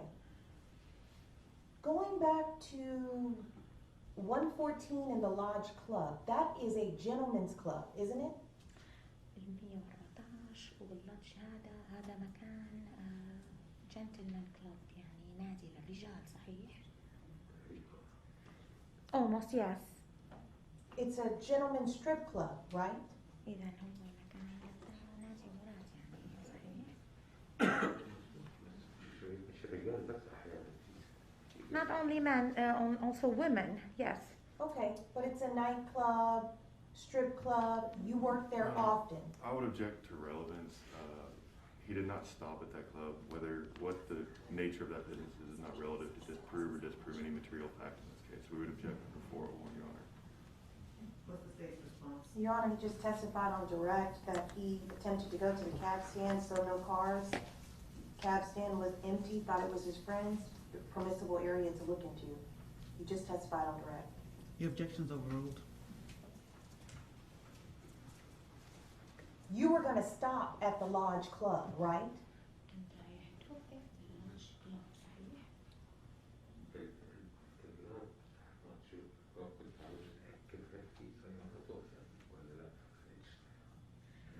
I needed to park at the cab stand and I wanted to make sure there was cars. So did you stop or did you not stop? هل وقفت أم ما وقفت؟ I did not stop. But there was security there, right? ولكن كان في حراسة هناك صحيح أمن. أنا ما أعرفش السكيورتي خاص بالكلوب جوه الكلوب مش بره يعني الباركنج في تاكسي بيكون واقفين مالناش دعوة بالسكيورتي. There's taxis who stand out there, has nothing to do with security. Security of the club is normally inside the club. So the club had security, correct? إذن النادي عنده حراس أمن. One security, when the man is taking care of the inside, he takes sometimes dancers to the car. Only one security, and he was looks around and he takes the dancers to their car sometimes. So the club had security, yes. إذن في حراسة وأمن. Okay. Yes. You didn't tell security that you were being followed, right? You didn't stop, you didn't tell them that you needed help. ما قلت للأمن إنه أنت عندك مشكلة تحتاج للمساعدة صحيح؟ هو السكيورتي مش واقف برا أصلا. Security was not outside to begin with. But you could have gone inside and told them you were scared. ولكن كان فينا تدخل وتقول لهم إنك خايف. الفكرة في دماغي لأن معايا بنتين في السيارة مش هدخلهم كلاب عشان أسأل السكيورتي فقررت أمشي على طول لأن في مناظر كده. I did not have that idea at that moment. My girls were with me and I didn't want to take them into the club with me. And you didn't want to leave them alone either, right? ولكنك ما بدك تتركهم معهم بالسيارة صحيح؟ وأيضا ما مش عايز أيضا تتركهم بالسيارة وحدهم. عند الكلاب يعني. At the club you mean? ever. You Yeah. never wanted to leave them alone. And you didn't want to leave them alone at the club. ما لازم تتركهم بأي مكان لوحدهم وحتى بالكلاب كمان انت ما حسيت انه المفروض تتركهم. الوضع يختلف بين الإطلاق وبين الموقف اللي أنا كنت فيه، لكن الموقف الأولاني There is a difference between the first situation and the club. Patricia called you on your phone, didn't she? باتريشيا اتصلت فيك على الهاتف صحيح. أنا أذكر هذا بس ما عنديش تفاصيل المكالمة، مش فاكر. I remember, but I don't know details of that call. I don't remember it. مكالمة قصيرة جدا. It was a very short phone call. So you did have your phone with you. إذا كان عندك الهاتف معك. كانت في السيارة. In the car. I had it in the car. Right, so you had a phone with you. بالسيارة كان معك هاتف. بالسيارة كان معك هاتف. In the car. You didn't tell Patricia that you were scared that someone was following you.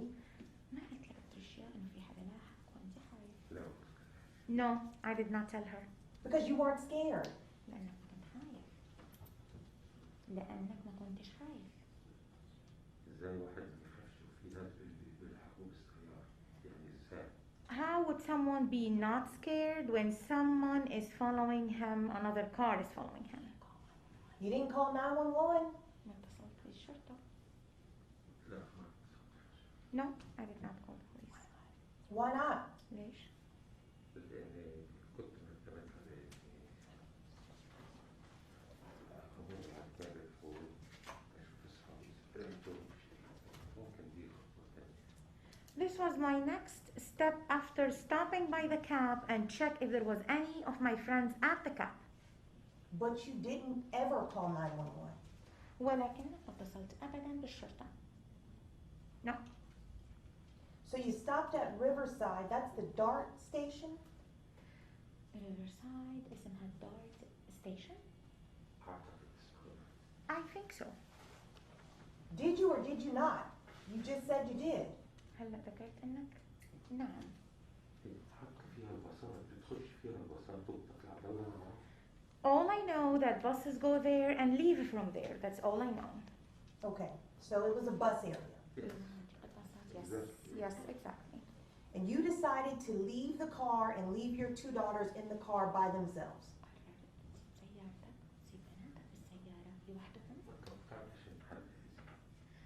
I did not expect anyone would harm them. Right, because you were scared they were going to harm you, right? لأنك خايف يأذوك لإلك صحيح.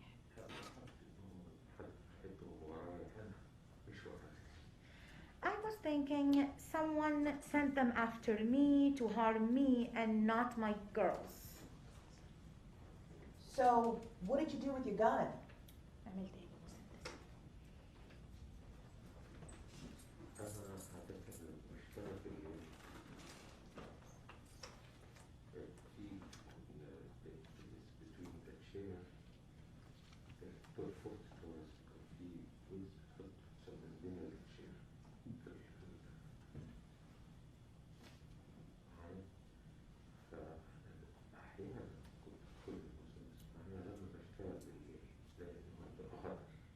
Because it's a dangerous area where I'm going to work at night, I would take my gun with me and place it between the seat and the cubby, but not every day. You left the gun in the car, is that what you're saying? إذا بتقول إنك تركت المسدس بالعربية؟ Yes. But you were so scared you didn't take the gun with you. خايف جدا ولكنك ما أخذت المسدس معك؟ How would I carry a gun and go in the street with it? You were scared, right? ولكنك خايف.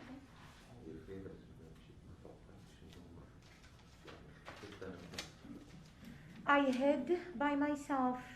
I didn't think I would need the gun. But you used the gun for protection, right? ولكن الغن أو المسدس نحمله لنحمي أنفسنا.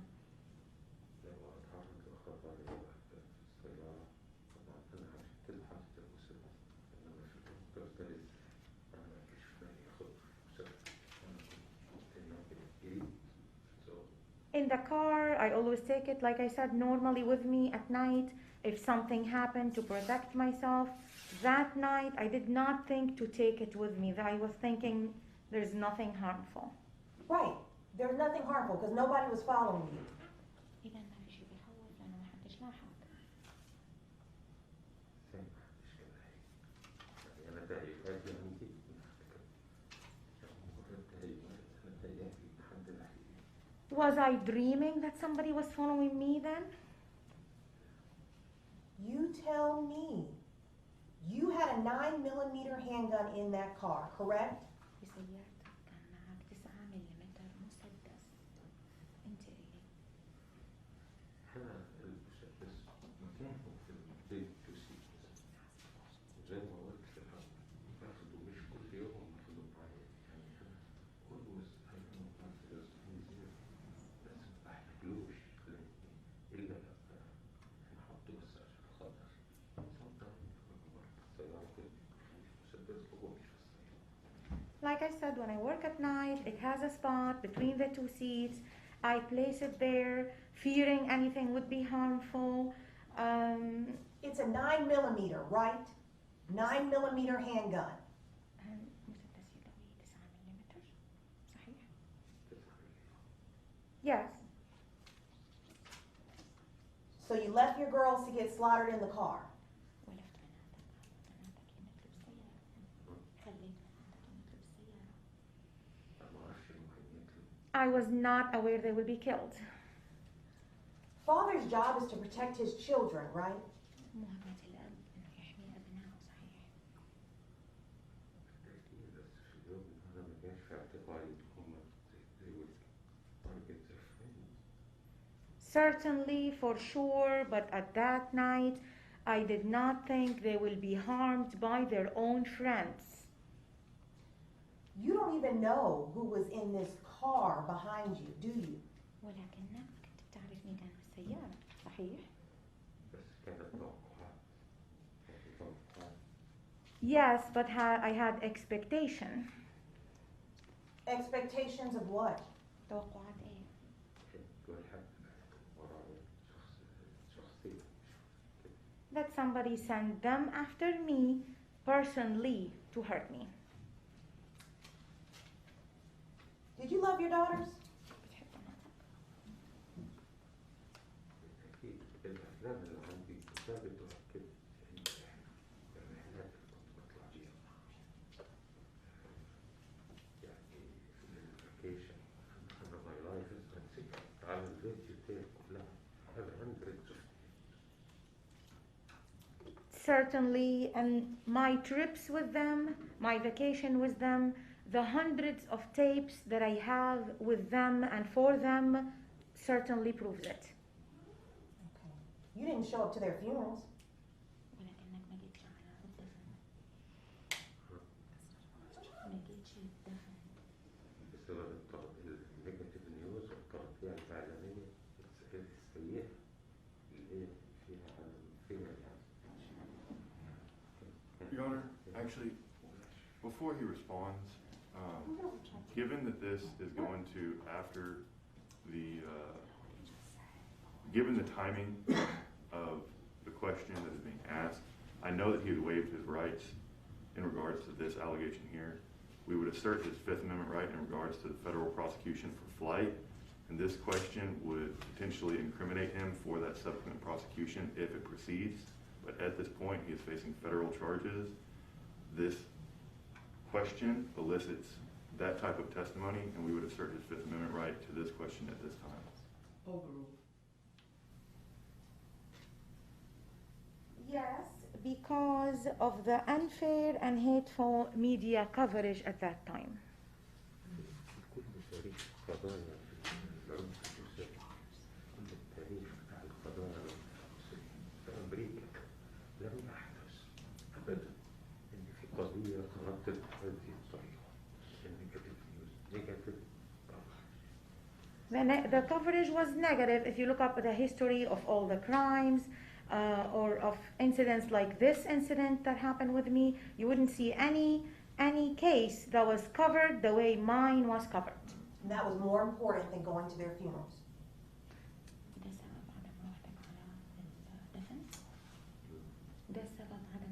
حالك دفن؟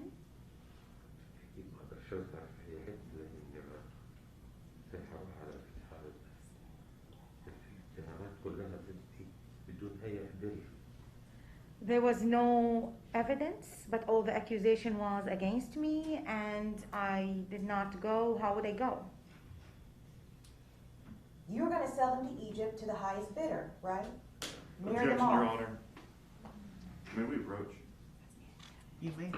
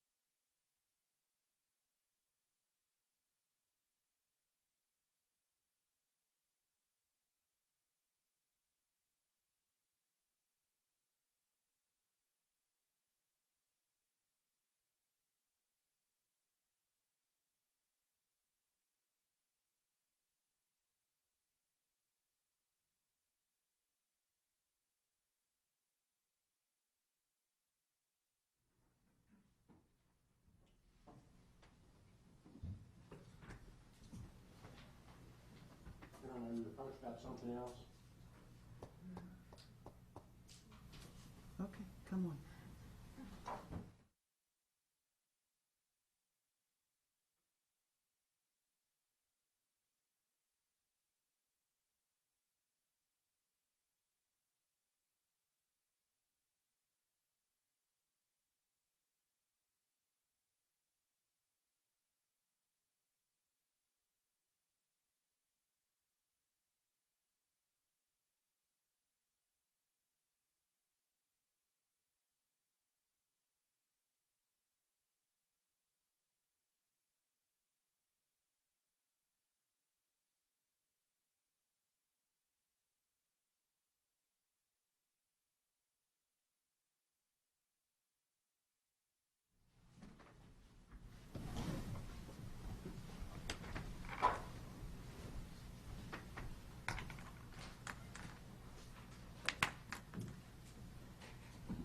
All right, both sides are instructed to desist from showing any emotional outbursts, either by way of speaking or bodily movements towards each other's objections. Is that understood? Yes, Your Honor. No, Okay. no issue from the state. Yes, Your Honor. Okay. State may proceed. Thank you, Your Honor. You were indicted for molesting your girls, Sarah and Amina Said. Objection, Your Honor. Under 608, this is impermissible. Under 404, it's impermissible. They have no right to start lodging these extraneous offenses against this client or against Yaser in the middle of this cross-examination. Just because they're cross-examining a defendant, that does not mean the rules of evidence dissipate. And it is wholly improper for them to get into these extraneous offenses that they fail to substantiate or provide any evidence of just because it's cross-examination. What's the state's response? Your Honor, it's wholly permissible. We've heard evidence that that was an allegation, and I asked him if he was indicted. I didn't ask him the manner and means. I didn't 608 go into requires a the- conviction, not an I'm indictment. speaking. I did ask him the manner and means, and Your Honor, he can be cross on extraneous offenses. May I respond briefly, Your Honor? Go ahead. Yes, if they can find an exception to the rules of evidence that are designed to allow for credible evidence and credible extraneous offenses to come in, they clearly do not understand the language of 608 or 404 and are trying to backdoor this character evidence without even meeting the requirements of those rules. 608 does not permit them to get into this, and I would object under 608, under 404, under 401, under 402, and the fact that all these allegations are based in nothing but hearsay and subsequently recanted, I would object under 801 and 802 as well, Your Honor. Furthermore, I would like to raise the confrontation clause issue that he does not have the ability, that we do not have the ability to cross-examine the individuals that were part of this allegation. That witness has come and gone, and it is wholly impermissible to lodge these false allegations against my client just because it's cross-examination. All right, pursuant to 403, the court will sustain the defense's objection.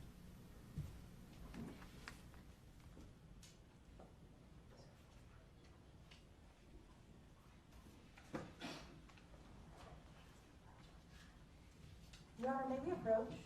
You may.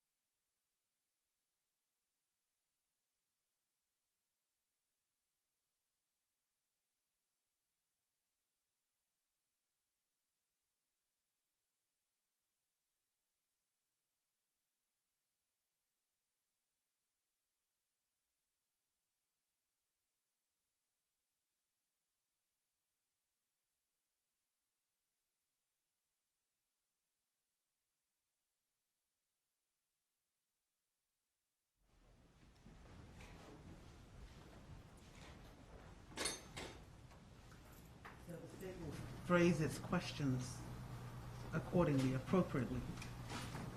Yes, Your Honor.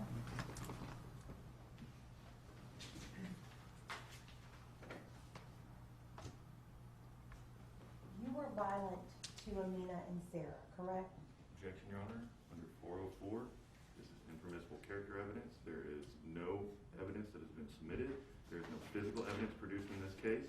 There is no there's no basis for these allegations other than the state's narrative. And we would argue that under 404, this is impermissible. Furthermore, if they're going to try and get into it under 404, they cannot make an umbrella objection to those exceptions. They have to specifically identify motive, intent, plan, or whatever their choice is, but they have to identify that. They have failed to do so at any point in this jury trial in their attempts to get into this stuff. And furthermore, under 403, the prejudicial effect substantially outweighs the probative value given the nature of these allegations and the lack of evidence to support them. And I would re-urge under 801 and 802, this is impermissible hearsay or based on impermissible hearsay. And so for those reasons, Your Honor, the hearsay rules, the relevancy rules, the character evidence rules, most of the rules of evidence deem this improper for them to get into at this time, regardless of the fact that it's cross-examination. Again, the act of cross-examination does not kill the rules of evidence. So for those reasons, Your Honor, we would ask that they be limited in this attempted extraneous offense fishing expedition. What's the state's response? Your Honor, this is extremely relevant to this case and it is permissible under Texas Code of Criminal Procedure 3836 in all prosecutions for murder. The state or the defendant shall be permitted to offer testimony as to all relevant facts and circumstances surrounding the killing and the previous relationship existing between the accused and the deceased, together with all relevant facts and circumstances going to show the condition of the mind of the accused at the time of the offense. As for 404B, Your Honor, this goes to motive. This goes to intent. This goes to absence of a mistake. This goes to opportunity. And we believe we are allowed to ask him these questions, Your Honor, as allowed within the code. Brief response, Your Honor. Go ahead. As they stated in their response to this court, to admit this evidence, it has to be based in fact. They have not produced a single witness to establish any of the facts that they are alleging. If they wanted to get into this stuff, there was a way to do it, there are the proper witnesses, and there's a proper procedure, and they're trying to bypass all that and create facts to fit this case law, or excuse me, the code that they're citing. Without the facts, by their own argument, they cannot get into this. They have failed to establish those facts, and it's wholly improper. And I would re-urge all those arguments that I made earlier, and most specifically under 403, that again, the probative value substantially, the prejudicial effect substantially outweighs any probative value that can be assigned to this extraneous offense fishing expedition. Your objection's overruled, Thank you, counsel. Your Honor. State may proceed. Thank you, Your Honor. There was violence in your home, correct? كان في عنف في بيتك صحيح؟ أيضا أنا كنت متجوز بقالي حوالي 30 سنة. لا في حد من الجيران اتصل ب911 ولا في حد من عيلتي اتصل ب911. جيبي لي أسرة مفيش واحد مراته اتصلت بالشرطة. أنا عايز أعرف where does the violence come from? Where does the violence come from? If I've been married for 30 straight years, not a single incident where a neighbor called or any one of my family called about violence. 911, called 911 about violence. But you threatened to kill Patricia if she did not recant the charges against you in Hill County. Your Honor, again, I'm going to object for all the same reasons as before. That is based on a hearsay statement. They have not established this as fact. They have not done the proper prove up to get into any of this. This is all them trying to create these facts to get into these extraneous offenses. There's been nothing presented to this jury that there is any truth to any of these allegations that they're trying to get in. Your objection's overruled, counsel. May I answer? Patricia's lying. It never happened. Patricia's lying. So you didn't threaten to kill Patricia and tell her that you would never be found. ما قدرناش بالقتل وأنا نرحب بحياتها وقدرتها. هذا ما حدث إطلاقا. مفيش واحد بيهدد واحدة في أمريكا لأن القانون بيحمي المرأة أكتر من الرجل. Women are protected more than men in America. There is no such a thing. I did not do it, and who would? Women are protected more than men in America, huh? Is that what you said? عم بتقول النساء محميين ها؟ مفيش مرأة أمريكية بتخاف تتصل بالشرطة. مفيش ما بيحصلش. No American woman would fear calling the police if she was abused. No American woman would what? Fear calling the police or tell the police if she was abused. What do you mean by that? شو بتقصد؟ أقصد إن القانون في صفه يعني مفيش واحد بيهدد بتخاف تتصل بالشرطة أو على الأقل تقول لها. Laws protect women. At least she could tell her family, for example. Okay. Patricia left you several times, didn't she? باتريشيا تركتها مرة صحيح؟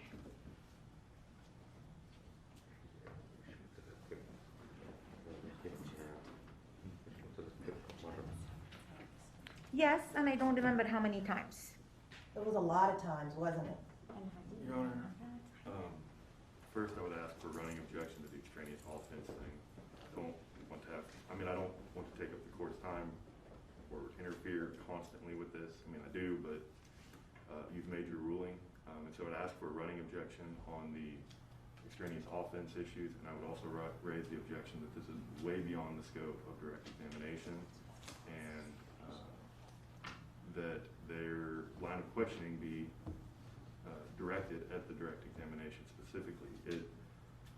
If they want to contest anything that he said on direct examination, of course, cross-examination is the appropriate way to do that, but they're trying to get into the entire life of this, and again, for all the extraneous offensive issues. We believe that at the very least under 403, this is improper and should be prohibited by the court. All right, your request for a running objection is overruled. You will object when you deem it fit, and your objection's overruled. Thank you, Your Honor. She left you a lot, didn't she?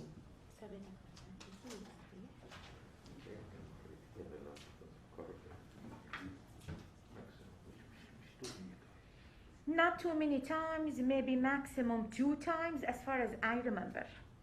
She always came back. ولكنها دائما كانت تعود ترجع تاني. Meaning she was not afraid I would kill her. She always came back because you demanded she came back, didn't you? كانت بترجع لأنه أنت كنت بتطلب منها إنها ترجع. This is not true. Okay, let's talk about the missing persons report that you filed. December 26, 2007, do you remember calling Louisville PD about Patricia and the girls leaving you? إذا ديسمبر 26 2007 عملت تقرير إنه مرتك وبناتك مختفيين، تتذكر ذلك؟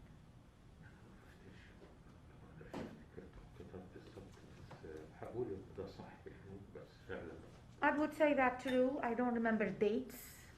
But you remember calling the police. تتذكر اتصل بالشرطة? Yes, I do. And you knew they left because they were so scared of you.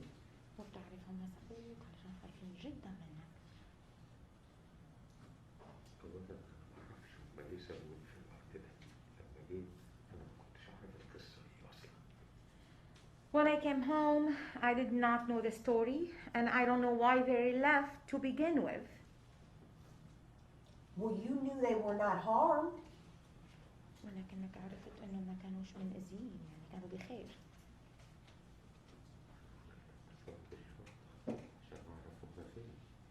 I called the police because I wanted to know where they were. Right, but you knew they were not harmed. ولكنك بتعرف ما كانوش منأذين، يعني بخير. جوزها رجعت البيت ما لقيتش المرة والعيال، عايز أعرف راحوا فين. Very simple question. I'm a husband who came home, did not find my wife or girls. I had to ask where they were, simply. You didn't call any hospitals. ما اتصل بنا شافي. اتصلت فيك بالبوليس. First of all, I called the police. And you asked for them to bring your girls home. وطلبت منهم يعيدوا عائلتك إلى البيت. كنت عايز أعرف كل الموضوع. Definitely, I wanted to know where they were. Because you knew they were unharmed.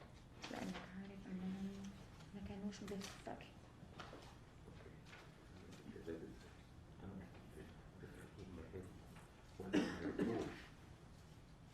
طلعوا مين ولا ما طلعوش مين؟ At that time, I did not know if they fled or not fled, who they were with, or what not. So I did not know details at that time. Going back to the night that Amina and Sarah were murdered, who picked you up from the Omni? آمني يوم الوفاة أو الحادثة مين أخذك من الأمن؟ مين قال إن أنا كنت في الأغنية؟ يعني هي جايبة القصة دي منين؟ أنا مش فاهم. Who said I was at the Omni? I don't understand where this story came from. I wasn't at the Omni. And you turned off your phone? كنت في تليفونك. The phone was in the car. And you had no plan. وما كانش عندك خطة مخطط؟ مخطط ليه؟ Why? Why would I have a plan? ليه؟ What kind of plan? Objection, not responsive, Your Honor. Sustained. I don't understand your question. You said you had no specific plan. You hoped a friend would just pick you up and give you a ride. ما كانش عندك خطة، كنت متأمل صديق ليك ياخدك ويوصلك إلى مكان ما. ما حصلش ما قلتش كده. I never said that. You just testified to that on direct. You said you had no specific plan, you hoped your friend would give you a ride home. انت قلت انه ما كانش عندك خطة ولكن كانت يعني تتأمل انه حد من صحابك يوصل. إذا حد من أصحابي شاهد جبنا في نص وسط عيوني فهي بتتكلم على أنهي منطقة. It depends which location you're talking about. When you ran away from the cab. لما هربت من سيارة التاكسي. بالظبط ما كانش عندي خطة زي ما أنا قلت بالظبط كانش عندي خطة. Like I said exactly, I did not have a plan. And I was for real looking for someone I know, one of my friends. Who picked you up? مين وداك وصلك؟ أخذك يعني. No one, I walked by feet. Who picked you up at the Waffle House? الوافل هاوس؟ مين أخذك من الوافل هاوس؟ I never said anyone took me or picked me up from the Waffle House. Where did you go? You didn't go home? أنا رحت على البيت، رحت فين؟ Your Honor, I'm going to again object and assert his Fifth Amendment right, given that this goes into the flight element of the federal prosecution. It is not relevant to the questions they're asking are after the date and time that is pertinent to this case. And because he has the pending federal issue, we would like to assert his Fifth Amendment right to not answer this question and potentially incriminate himself in that federal case. What's the state's response? Your Honor, this goes to his consciousness of guilt. This is relevant. I'm able to go into any area in cross-examination that's relevant to the case. May I respond, Your Honor? Yes. I believe it's needlessly cumulative. They went to great lengths to show that he was found at the Justin House in 2022. What happened during that time is potentially going to expose him to additional felony prosecution, or excuse me, federal prosecution. They've established what they needed to establish in regards to that, so it would be needlessly cumulative, and also, therefore, the probative value, or excuse me, the prejudicial effect would outweigh the probative value, Your Honor. Thank you. Your objection's overruled. State needs to see. Thank you, Your Honor. Where did you go? You didn't go to your house. ما رحتش بيتك، رحت فين؟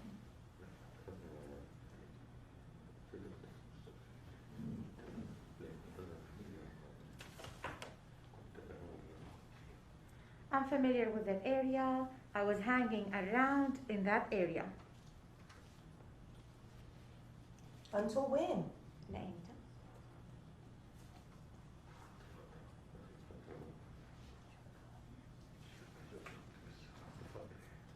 A while. I don't remember how long.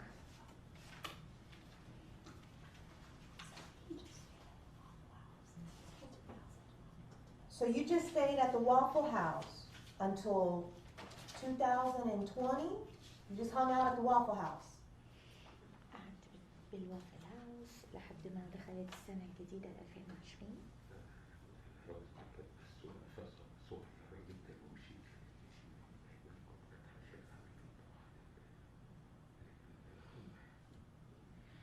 Waffle House was just a stop.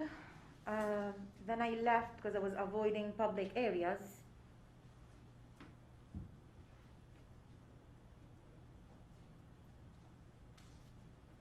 And then you got to the Justin House with your brother Yasin and Islam.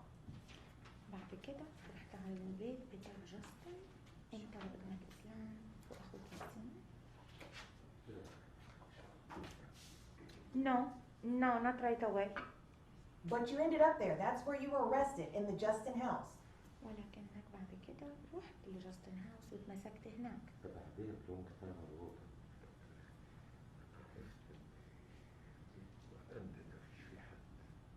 استغليت الفرصة. This was after the house was abandoned and I used it. This is where you slept, isn't that right? You see that picture there? That cot, that's where you slept? السرير ده هو السرير اللي نمت عليه، صحيح؟ لا دي كانت ستورج غرفة بس ستورج جوه الجراج. This was a storage room inside the garage. No. So you slept in a bed in the house? نمت بسرير. شرط يعني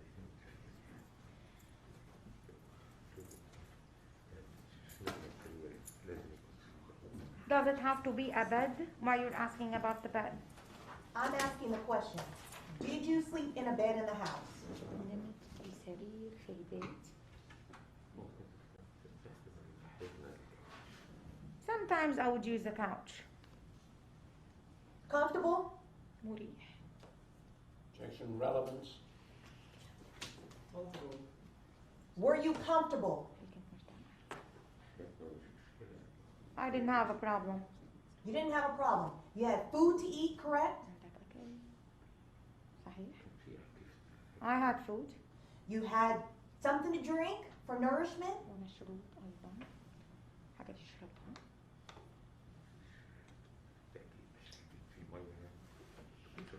Definitely. Air conditioning? وتكييف. I was not using air conditioning. Okay, so no air. So you were uncomfortable? You were hot? إذا ما كنتش مرتاح كنت سخن.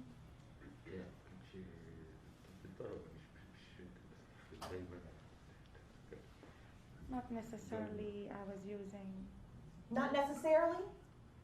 ليس ضروري. Wasn't important to me. Right. It's important that you remained hidden, right? لكن أهم حاجة إن أنت كنت متخبي.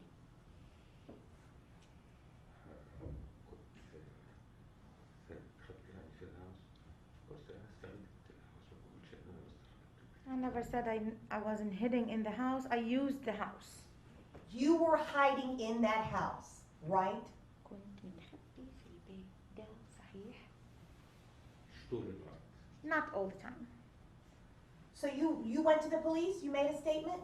هل رحت واعترفت بالشرطة؟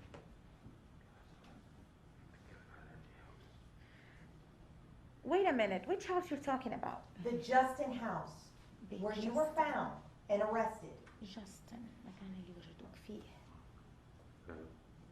What about the Justin house?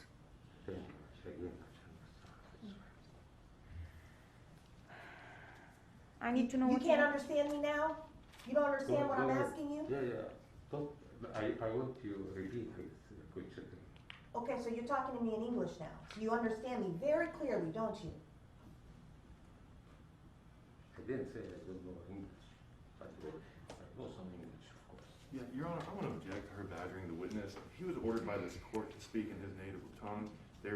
English is his second language, which is why we have a translator, and it's not fair for her to sit here and beat him up for doing exactly what the court has ordered him to do. Sustained. I'll move along, Your Honor. You knew you were on the FBI 10 most wanted list, didn't you? كنت أعلم أن عندي على قائمة الفيديوهية من ضمن 10 أشخاص المطلوبين صحيح؟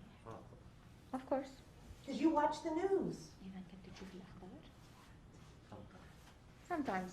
You had a TV. عند التلفزيون.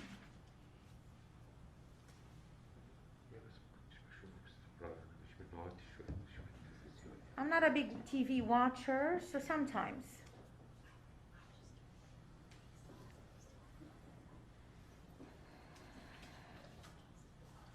And you said the coverage was too harsh.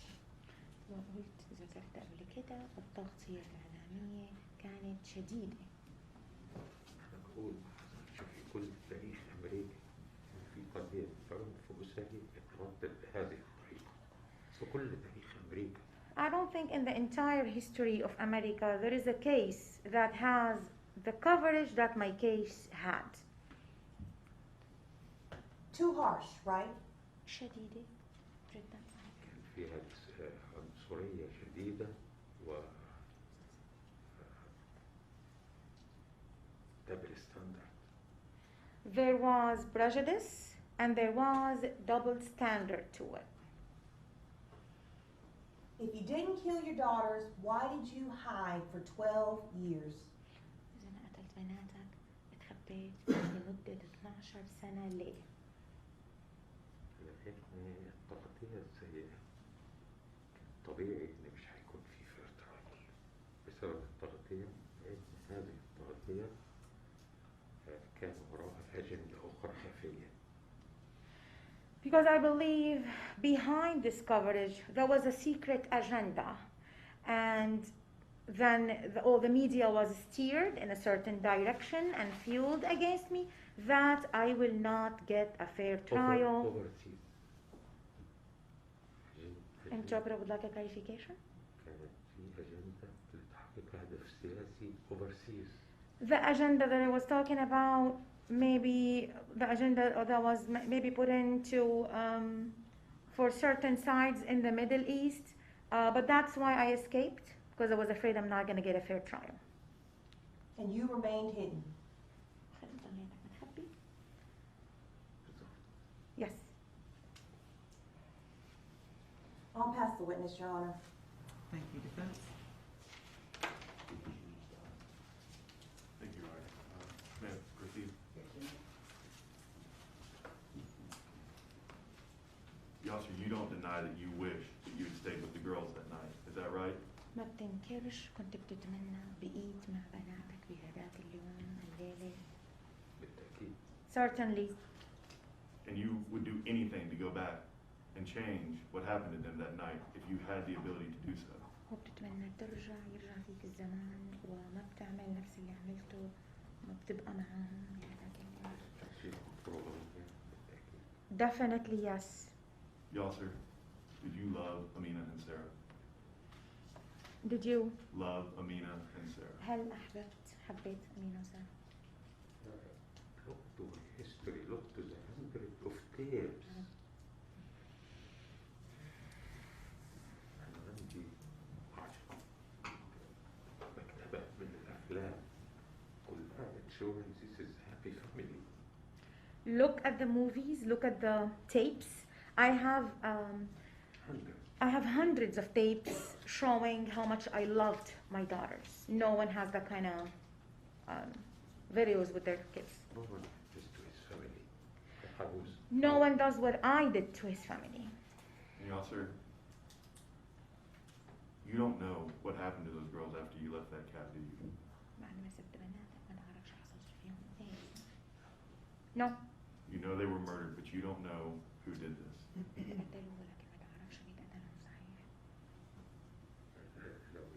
لو الFBI عملت شغلها هيعرفوا لكن كانوا بيدوروا على ياسر سعيد.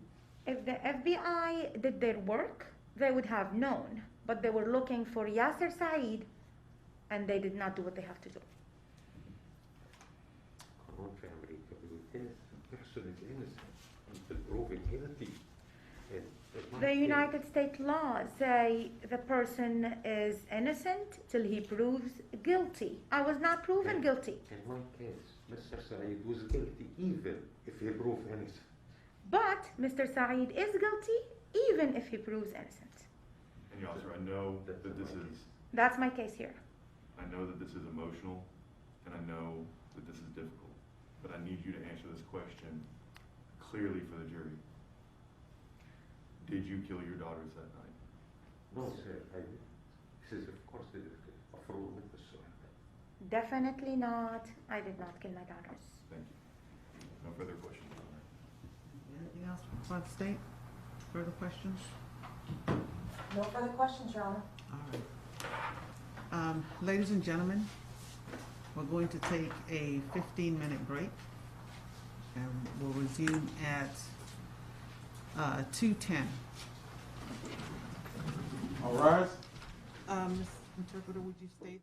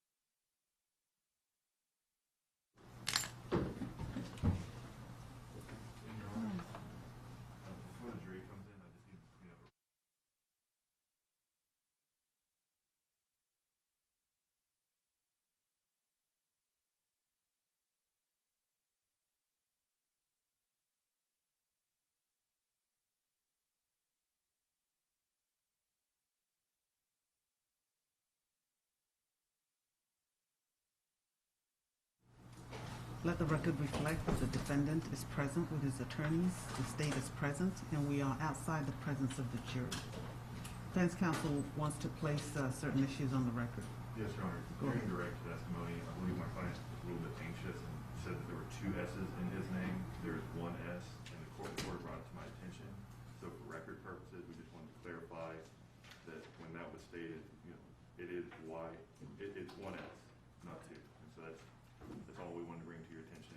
All right, the record will reflect. Thank you, Judge. Thank you. Deputy, let's line up the jurors.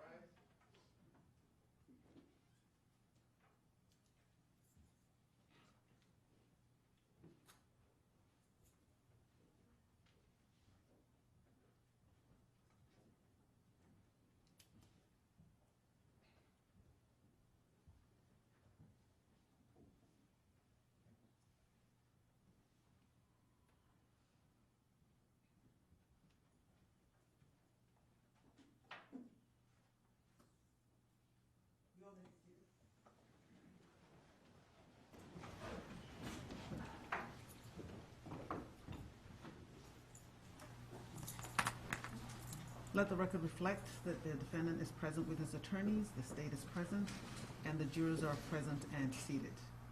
What says the defense? Your Honor, may it please the court and members of the jury, the defense will rest. Thank you. Does the state rest and close? Yes, Your Honor. Ladies and gentlemen of the jury, the state closes its case in chief. Close. Thank you. Ladies and gentlemen, you now have all the evidence.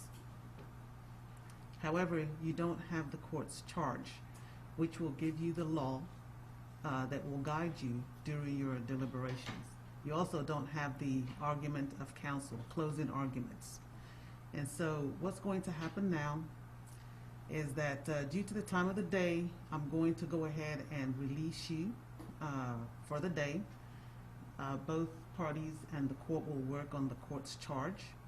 In the morning, I will read the court's charge to you, and the parties will make their closing statements or arguments.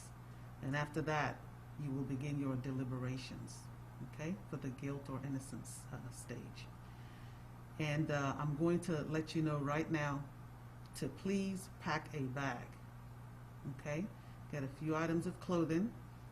If you need medications, bring all your medications and whatever else you need, because you will be sequestered for the deliberations.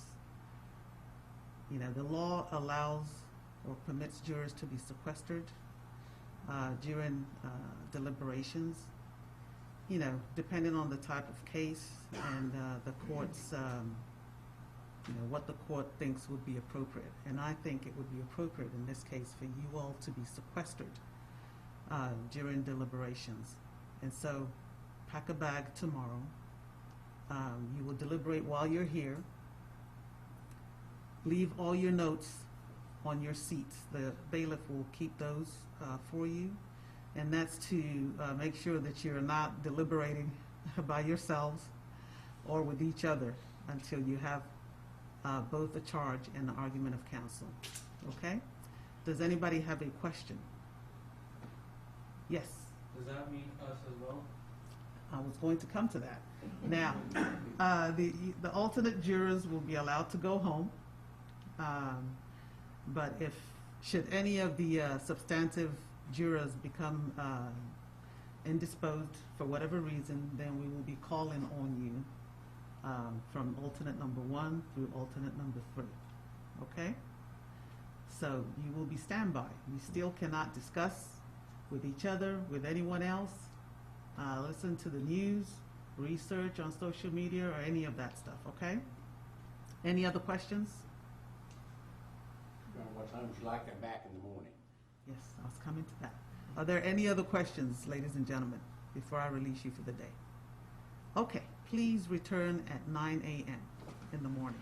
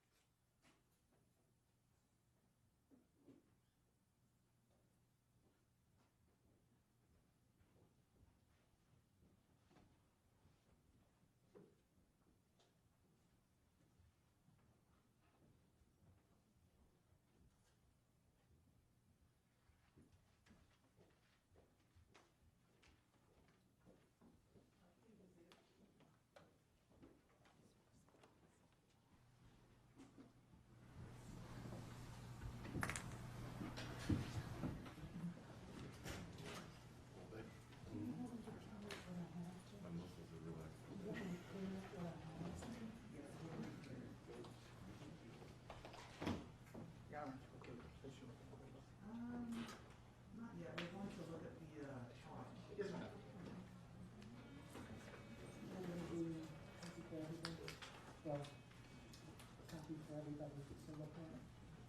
Yes, you've emailed everybody. Have you emailed the parties? Okay, go ahead and email us the parties.